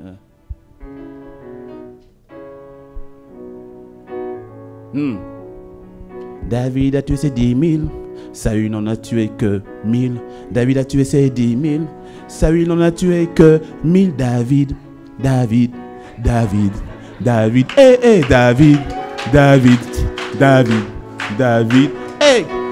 tué ses 10 000. Saül n'a tué que 1000. Oh! David a tué ses 10 000. Saül n'a tué que 1000. Oh, David. Et là, tu as tout le cortège des femmes qui sont... Tu as tout le cortège des femmes qui sont en train de chanter. Et Saül, seulement il avait l'habitude parce qu'il est le roi. Donc quand il y avait des louanges, c'est toujours pour lui. Et puis quand il entend les paroles, il n'entend pas très bien. Il entend d'abord la mélodie. Tu vois. David a tué ses 10 000 et Saül ses 1000. Hein? Et puis, c'est quoi ça? Et puis, toutes les femmes qui disent David. Oh, elles disent pas Saül, David. Oh, David. Hein? Regarde le cœur de Saül. La Bible dit, à partir de cela, il a commencé à mal le regarder. La louange des mamans. La louange des femmes. Il a commencé à dire, oh, les petits là, c'est un danger. Conquérant. Le cœur orgueilleux, tu ne veux pas voir les autres briller, il faut que ce soit que toi. Toi. Or, la vie est faite de saisons. Je te dis, tu ne resteras pas. Si tu es au top, bénis Dieu, tu ne vas pas y rester. Quelqu'un a dit, jamais, je refuse cette parole au nom de Christ Jésus. J'ai dit.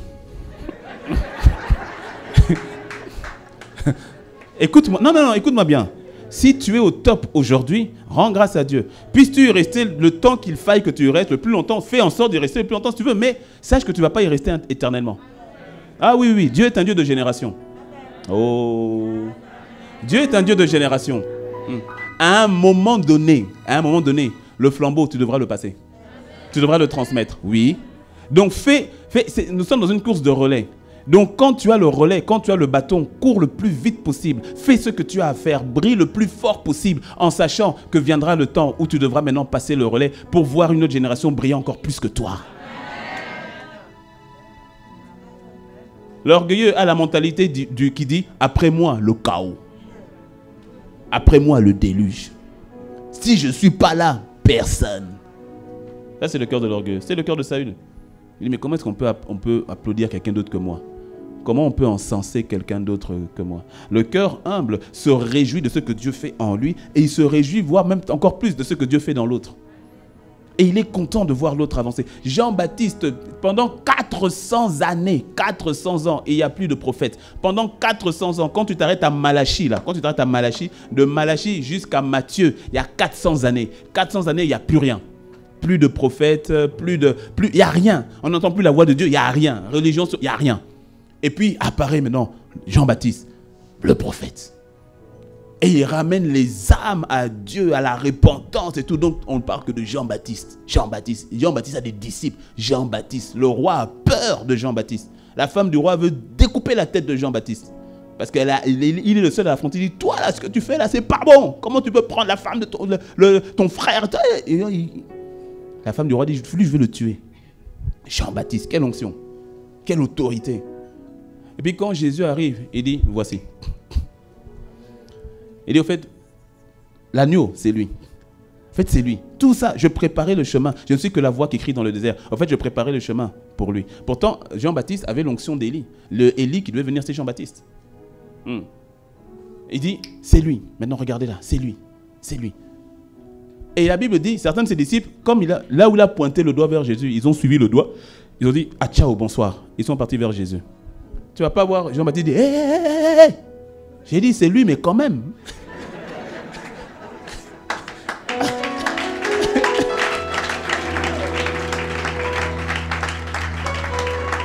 Est-ce que tu me suis?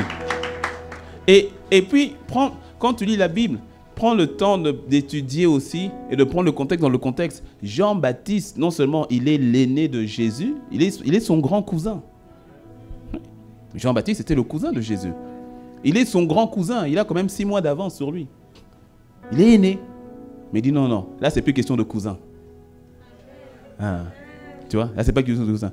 L'orgueilleux, il dit, toi et moi on a grandi ensemble, c'est quoi maintenant? Tu te la joues. Quand l'autre est élevé, quand l'autre devient ministre, quand l'autre devient pasteur, devient responsable, quand l'autre devient DG, tu dis, regarde, maintenant il se raconte. Quoi? Toi et moi on a dormi ensemble. Tu veux que je raconte les 400 coups qu'on a fait ensemble? Tu veux que je leur raconte toutes les bêtises qu'on faisait ensemble? Attention, si tu commences à la jouer, je vais donner des dossiers.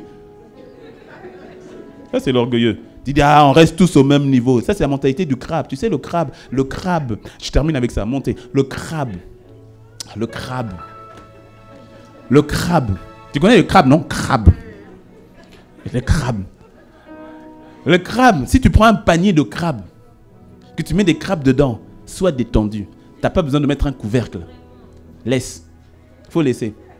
Tu sais pourquoi? Eux-mêmes, entre eux, ils vont se gérer. Dès qu'il y en a un qui veut sortir du panier, reste ici. Quand il y en a un qui veut sortir, reste ici. Personne ne sort, tout le monde reste là. La mentalité du crabe. Mais non, regarde-toi dans la glace. Tu ne ressembles pas à un crabe. Alors n'agis pas comme un crabe. Propulse. Jean-Baptiste, en propulsant Jésus, vient de sauver l'humanité. Parce que le Christ, Jésus était le Messie. Il est le Messie. Et donc il vient, tu vois, en propulsant les autres, tu n'as même pas idée à quel point tu es en train de te propulser toi-même. Quand tu vois quelqu'un, je vais dire autrement, l'orgueilleux a l'impression que la percée de l'autre, au fait, lui a été volée. C'est-à-dire, quand il voit l'autre percer, il dit, ça aurait dû être moi. Ça, c'est une mentalité de crabisme, mais c'est aussi une mentalité de pauvreté. Parce que, non, sérieux, c'est la mentalité de pauvreté qui fait que tu as l'impression qu'il n'y en a pas assez pour tout le monde. Donc, si l'autre a, c'est que c'était à moi.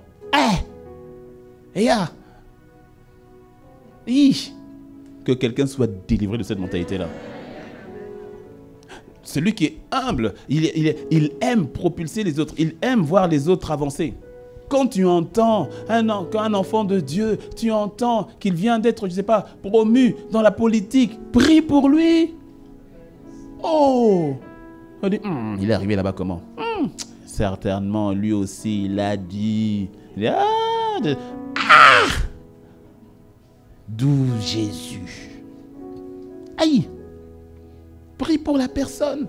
Rends grâce à Dieu. Prie pour la personne. Elle dit oui, mais voilà, des journaux, on dit d'ailleurs, regardez ce qu'il a fait. Mais toi, c'est parce que toi, ta vie n'est pas exposée. Lui, il est maintenant que la personne est élevée, ben, tout le monde, il y a tous les médias, tout le monde est sur lui, donc la moindre chose, allez. Toi, si on devait dire toute ta vie dans les journaux, ce serait compliqué. Très, très compliqué. Pour quelqu'un, ce serait dramatique. Mais prie pour la personne. La personne est élevée, prie. Vous avez postulé, toi et ton frère, vous avez postulé pour un même travail. C'est ton frère qui a eu le travail. Bénis le Seigneur. Rends grâce à Dieu. C'est que toi, il y a un autre, quelque part d'autre. Et tu verras que là, toujours en termes d'opportunité, tu verras que lorsque tu es libéré de l'orgueil, tu en arriveras même à comprendre que parfois les grâces que tu as, tu dois les mettre à disposition de. Oui. Que l'argent que tu as, tu dois mettre à disposition de ton frère qui vient de commencer son entreprise. Oh.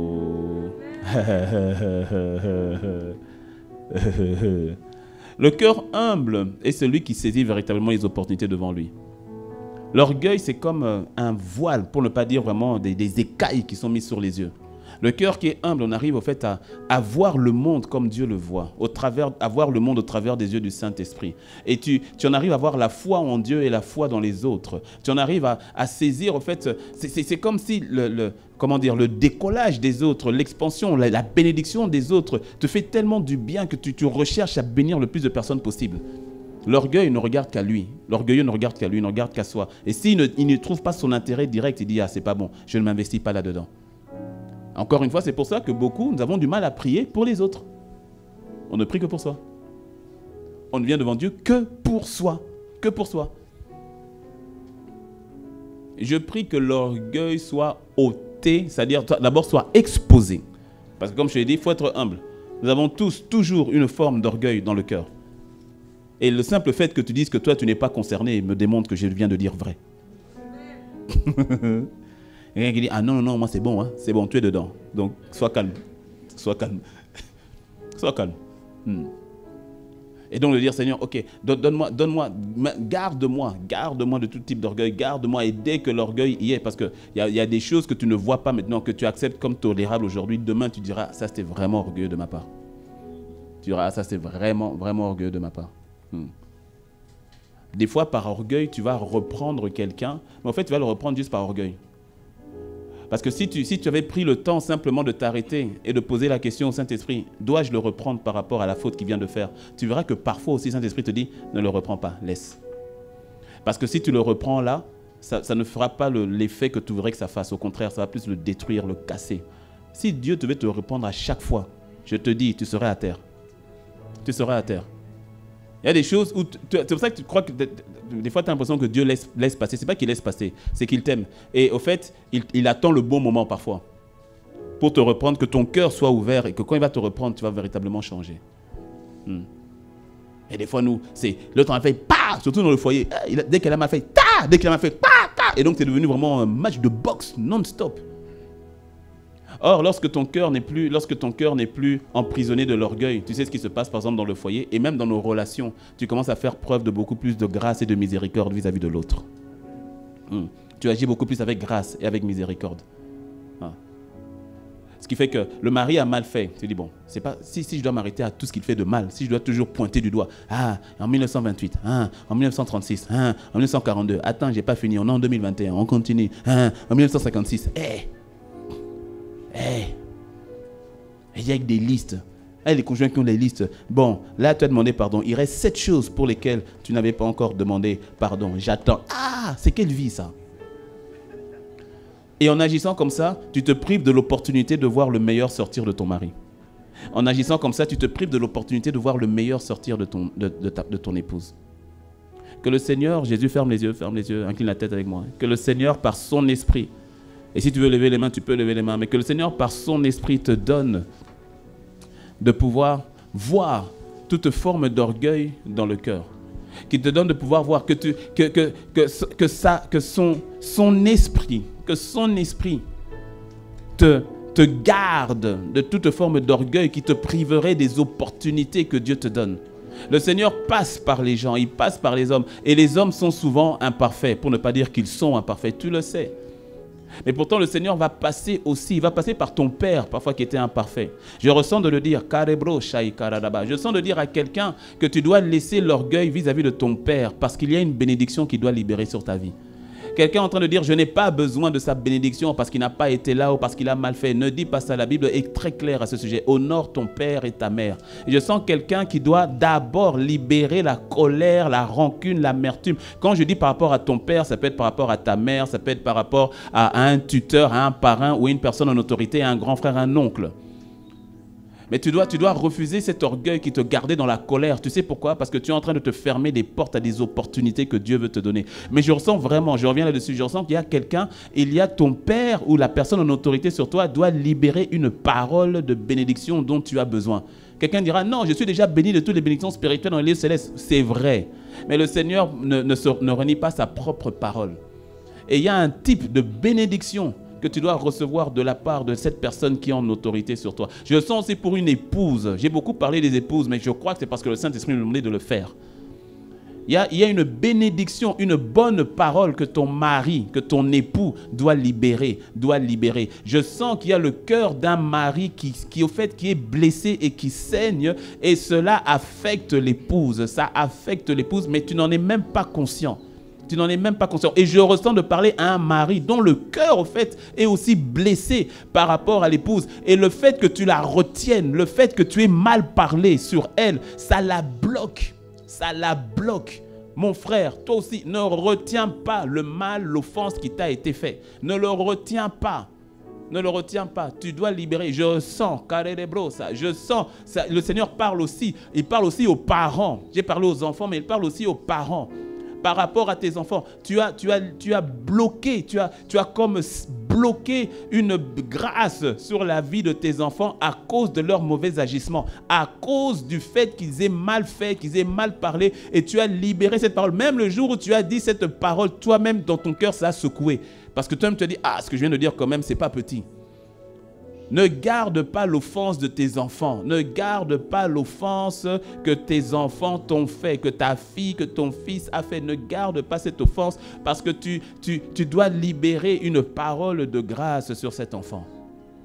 Ne le bloque pas. Ne sois pas orgueilleux. Ne dis pas comment est-ce qu'il a pu me parler comme ça. Je suis quand même son père. Je suis quand même sa mère. Comment est-ce qu'elle a pu agir comme cela? Ne garde pas l'offense. Un cœur offensé est un cœur qui demeure offensé. On peut être offensé. L'offense fait partie de la vie. On peut être offensé. Le problème, c'est lorsqu'on garde l'offense. Le problème, c'est lorsqu'on demeure offensé. Si tu as été offensé, libère. Libère. Quand tu demeures dans l'offense, c'est là maintenant que l'orgueil prend place. Parce que c'est l'orgueil qui te pousse à dire, mais comment il a pu faire ça? Comment elle a pu faire ça? Mais moi, je ne suis pas n'importe qui. Mais il se prend pour qui? Elle se prend pour qui? Et là, c'est l'orgueil maintenant qui est en train de parler. Et ça bloque des opportunités. Il y a des familles qui doivent être réconciliées afin de libérer les grâces que le Seigneur a mises en chacun de vous. Et que vous saisissiez les opportunités que Dieu a pour vous. De la même manière que le Seigneur l'a fait pour Joseph et ses frères. Qui était une opportunité pour toute la famille. Et la clé, c'est Joseph qui l'avait. C'est Joseph qui avait la clé. Et il a appliqué. Il n'est pas resté dans l'orgueil, il n'est pas resté dans l'offense. Et il a appliqué le pardon et il a libéré ses frères et cela a emmené le salut pour toute sa famille. Pour toute sa famille. Il y a quelqu'un ici, la clé, elle est entre tes mains.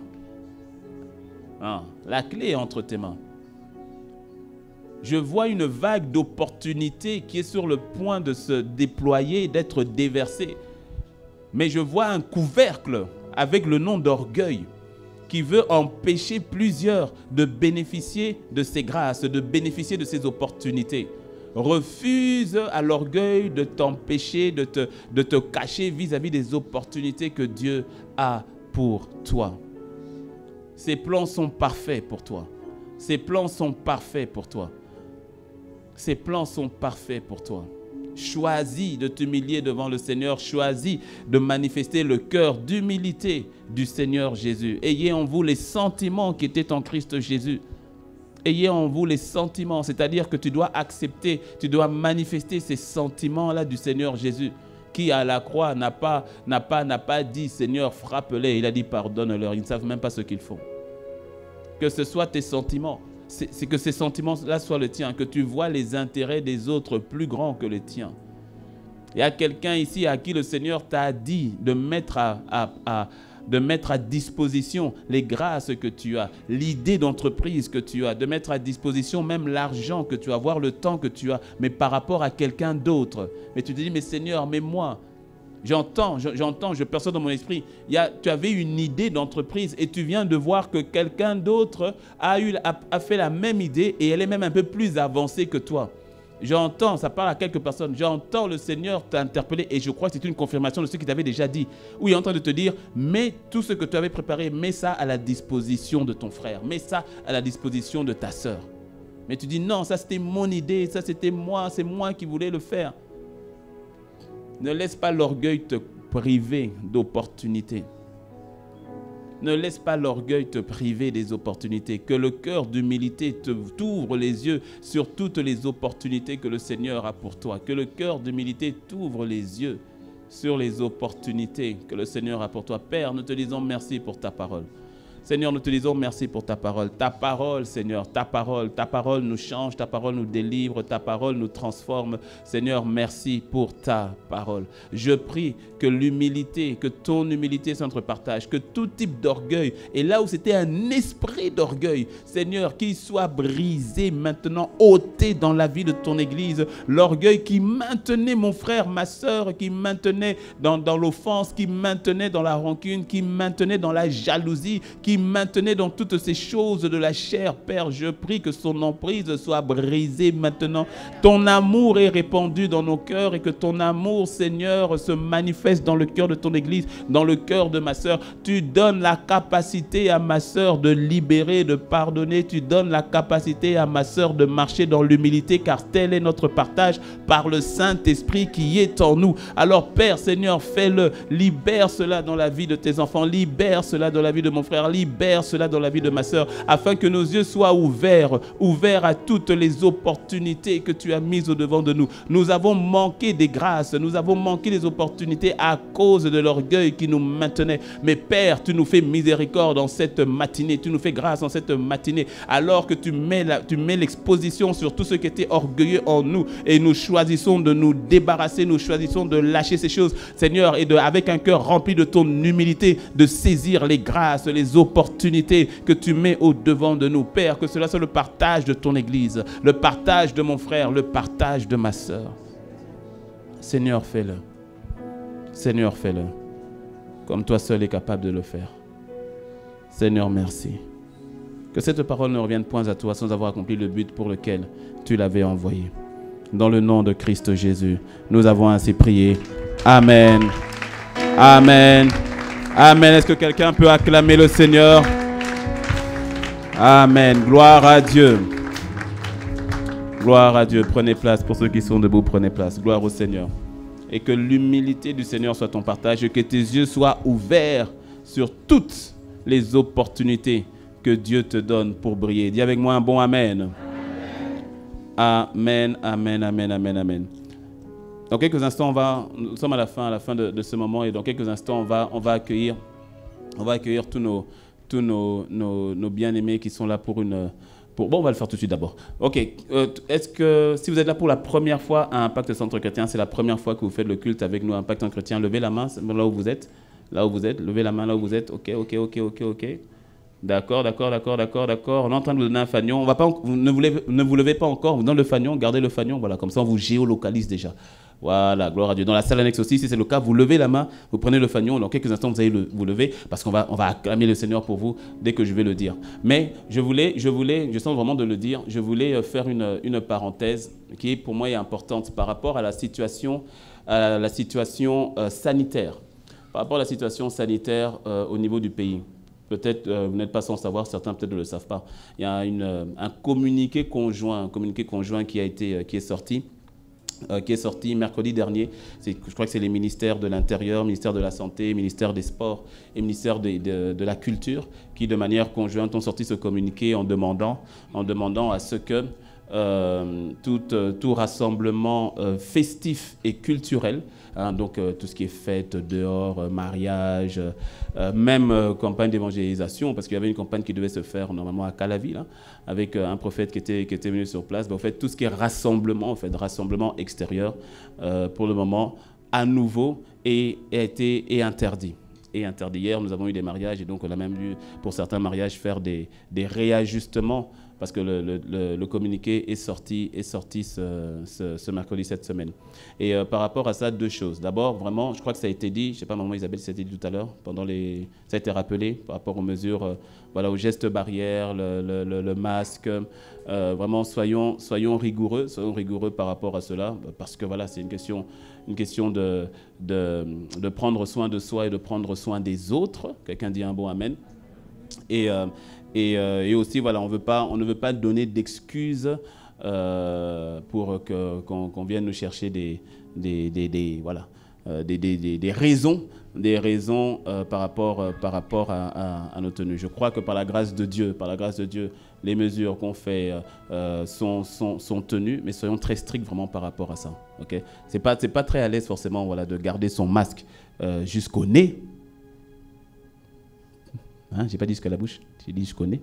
Pas forcément très à l'aise. On est très d'accord par rapport à ça. Mais la vérité, c'est que cela ne nous empêche quand même pas de le prier. Dites-moi un bon amen.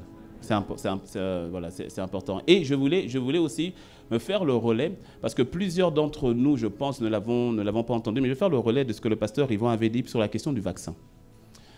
Et en tant que premier responsable ici à Impact Centre Chrétien Cotonou et en tant que premier responsable superviseur des églises Impact Centre Chrétien, je me dois de faire le relais parce que le pasteur Yvon en avait déjà parlé à l'époque en juin, le 13 juin dernier. Il en avait parlé sur ICC chez vous, mais tous certainement ne l'avaient pas vu. Et puis c'est vrai qu'en juin, bon, nous l'histoire de vaccin, ça ne nous concernait pas trop. Pour ne pas dire pas du tout, parce que c'était des trucs chez eux là-bas en Occident, mais aujourd'hui, on voit que ça s'étend un petit peu partout. Et d'abord, écoute-moi bien, le vaccin, ce n'est pas le signe de la bête. Non. Si tu veux qu'on parle d'eschatologie, on peut parler jusqu'à fatiguer. Okay? Laisse-moi te dire de manière très simple, le vaccin, ce n'est pas le signe de la bête. Parce que, le signe de la bête viendra quand l'Église sera enlevée. Ça, c'est un. Et le signe de la bête, ce n'est pas quelque chose que tu prends sans savoir ce que c'est. Non. Le signe de la bête, quand tu prends, tu sais que tu es en train d'adorer Satan. Que tu es en train d'adorer la bête. Ce ne sera pas quelque chose qu'on te met par secret et puis après, tu dis, oh, j'ai le signe de la bête. Non. OK? Donc vraiment, par rapport à ça, je veux que ça sorte de la tête de quelqu'un qui est en mode, c'est, voilà, vaccin, signe de la bête. Moi, je ne veux pas le si. Il faut oublier ça. Je suis vraiment très clair par rapport à ça. Et si tu veux aller vraiment plus en détail, je t'encourage. Le pasteur Marcelo Tunassi a fait tout un enseignement là-dessus, sur le titre d'ailleurs, le vaccin est-il le signe de la bête? Et là, il te prend le temps d'aller dans la Bible, de décortiquer tout ce que je viens de te dire en quasiment 1 heure. Donc vraiment, là-dessus, sois mature dans la parole, quoi. J'ai pas entendu ton amen. Non, sois mature dans la parole. Ce n'est pas le signe de la bête. Et ce qui m'emmène au fait à te dire, par les compassions de Christ, n'aie pas peur. Parce que beaucoup se cachent derrière une forme de spiritualité, mais au fait, c'est surtout la peur. N'aie pas peur. N'aie véritablement ni peur de ce vide zéro, de ce corona, ni peur du vaccin. Mais oui, c'est celui qui nous garde, c'est le Christ. J'ai pas entendu ton amen. Et donc, qu'il n'y ait aucune peur, que ce soit une peur par rapport à ce virus, qu'il y ait une peur par rapport à ce vaccin, j'insiste, qu'il n'y ait aucune forme de peur, dans les cœurs. Okay? Je me dois de faire ce relais. C'est que le pasteur Yvan l'a dit. Et puis le pasteur Yvan a dit, et je fais le relais parce que je suis complètement d'accord. Il a dit, je te recommande, je ne peux pas t'obliger, mais par rapport au vaccin, je te recommande de le faire. C'est une recommandation.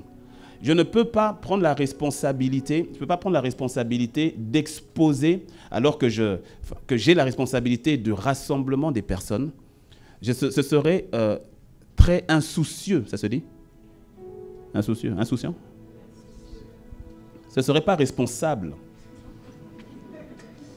de ma part, non seulement de ne rien dire, et encore moins d'envoyer une forme de doute ou de peur. Non, ça je ne le ferai pas.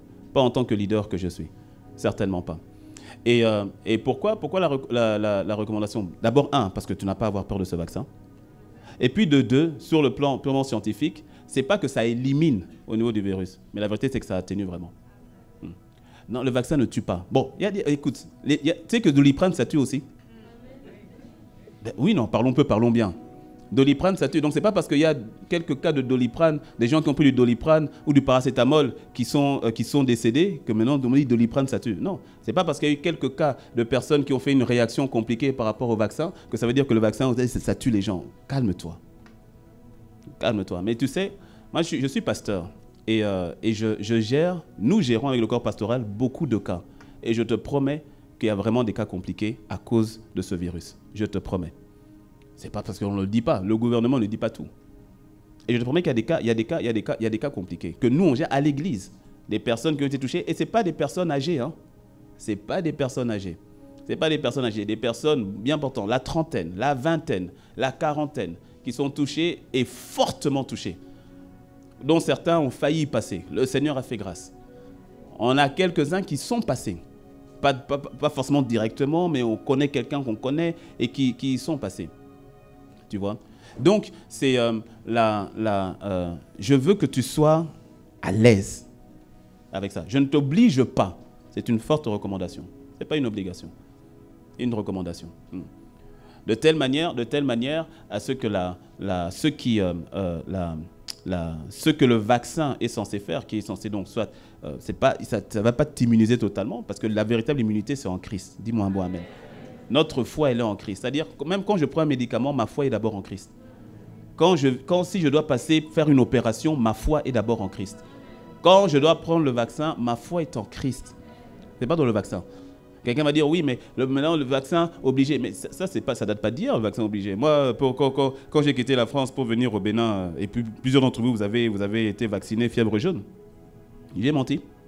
Il y a d'autres qui ont été vaccinés de la polio, d'autres qui ont été vaccinés de la grippe. Quand on est enfant, je ne sais pas comment ça se passe, mais dans certains pays, il y a des vaccins, qui sont obligés. Et au fait, je termine en disant aussi, ne te perds pas en livrant de faux combats. Qu'est-ce que j'appelle un faux combat? Faux combat, regarde comment est-ce que Jésus va sortir d'un faux combat. Lorsque Jésus est venu pendant son ministère sur terre, il est venu dans une situation particulière, une situation politique, sociale, économique très particulière, où Israël est sous oppression étrangère. C'est pour cela que tout le monde s'attendait à ce que Jésus vienne avec les armes et qu'il vienne libérer. Le Messie, c'est celui qui avait libéré. C'est pour ça que c'est pour ça qu'il comprenait bien la notion du royaume. Parce qu'il disait, Jésus vient avec son royaume et il nous libère du royaume romain. Il nous libère de l'empire romain. Il va nous libérer de César. Et ils attendaient que Jésus vienne et qu'il libère. Et c'est pour ça qu'ils ont mené Jésus sur de faux combats. Regarde quand maintenant on lui dit, l'une des choses qui faisait mal au peuple, c'était les impôts. Que César imposait à Israël. Et on lui donne une pièce.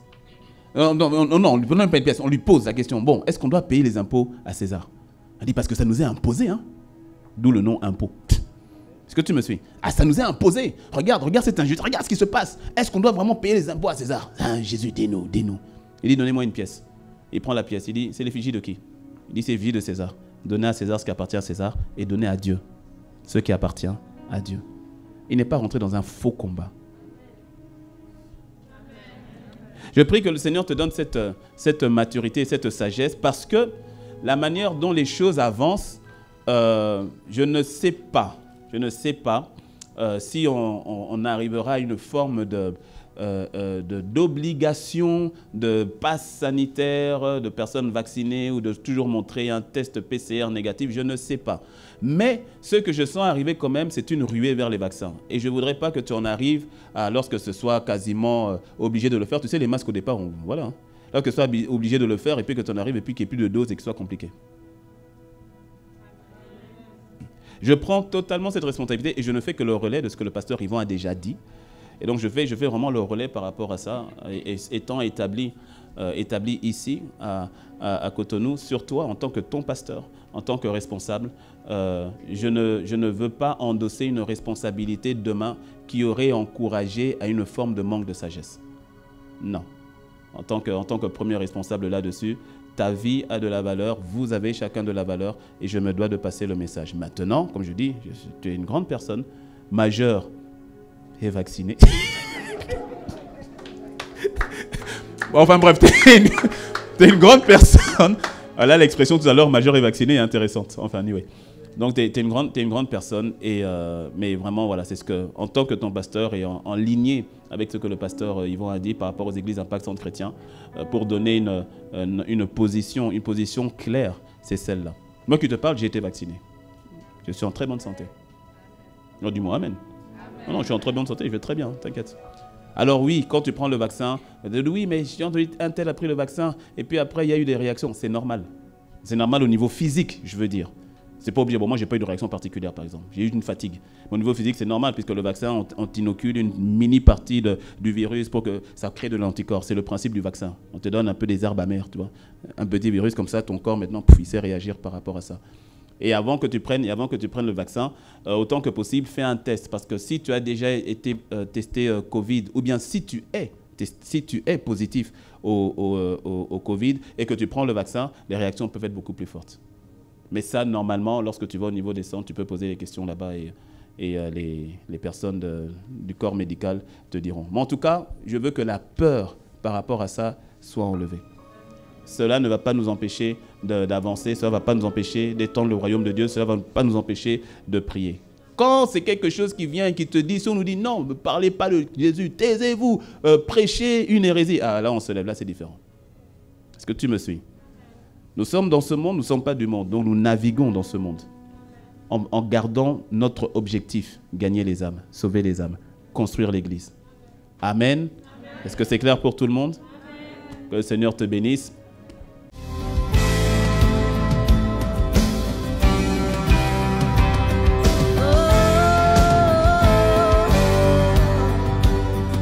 Bonjour Majesté, je m'appelle Fofo Fresh. Chaque dimanche, voici comment tu peux faire pour apporter ta dîme et ton offrande avec MTN.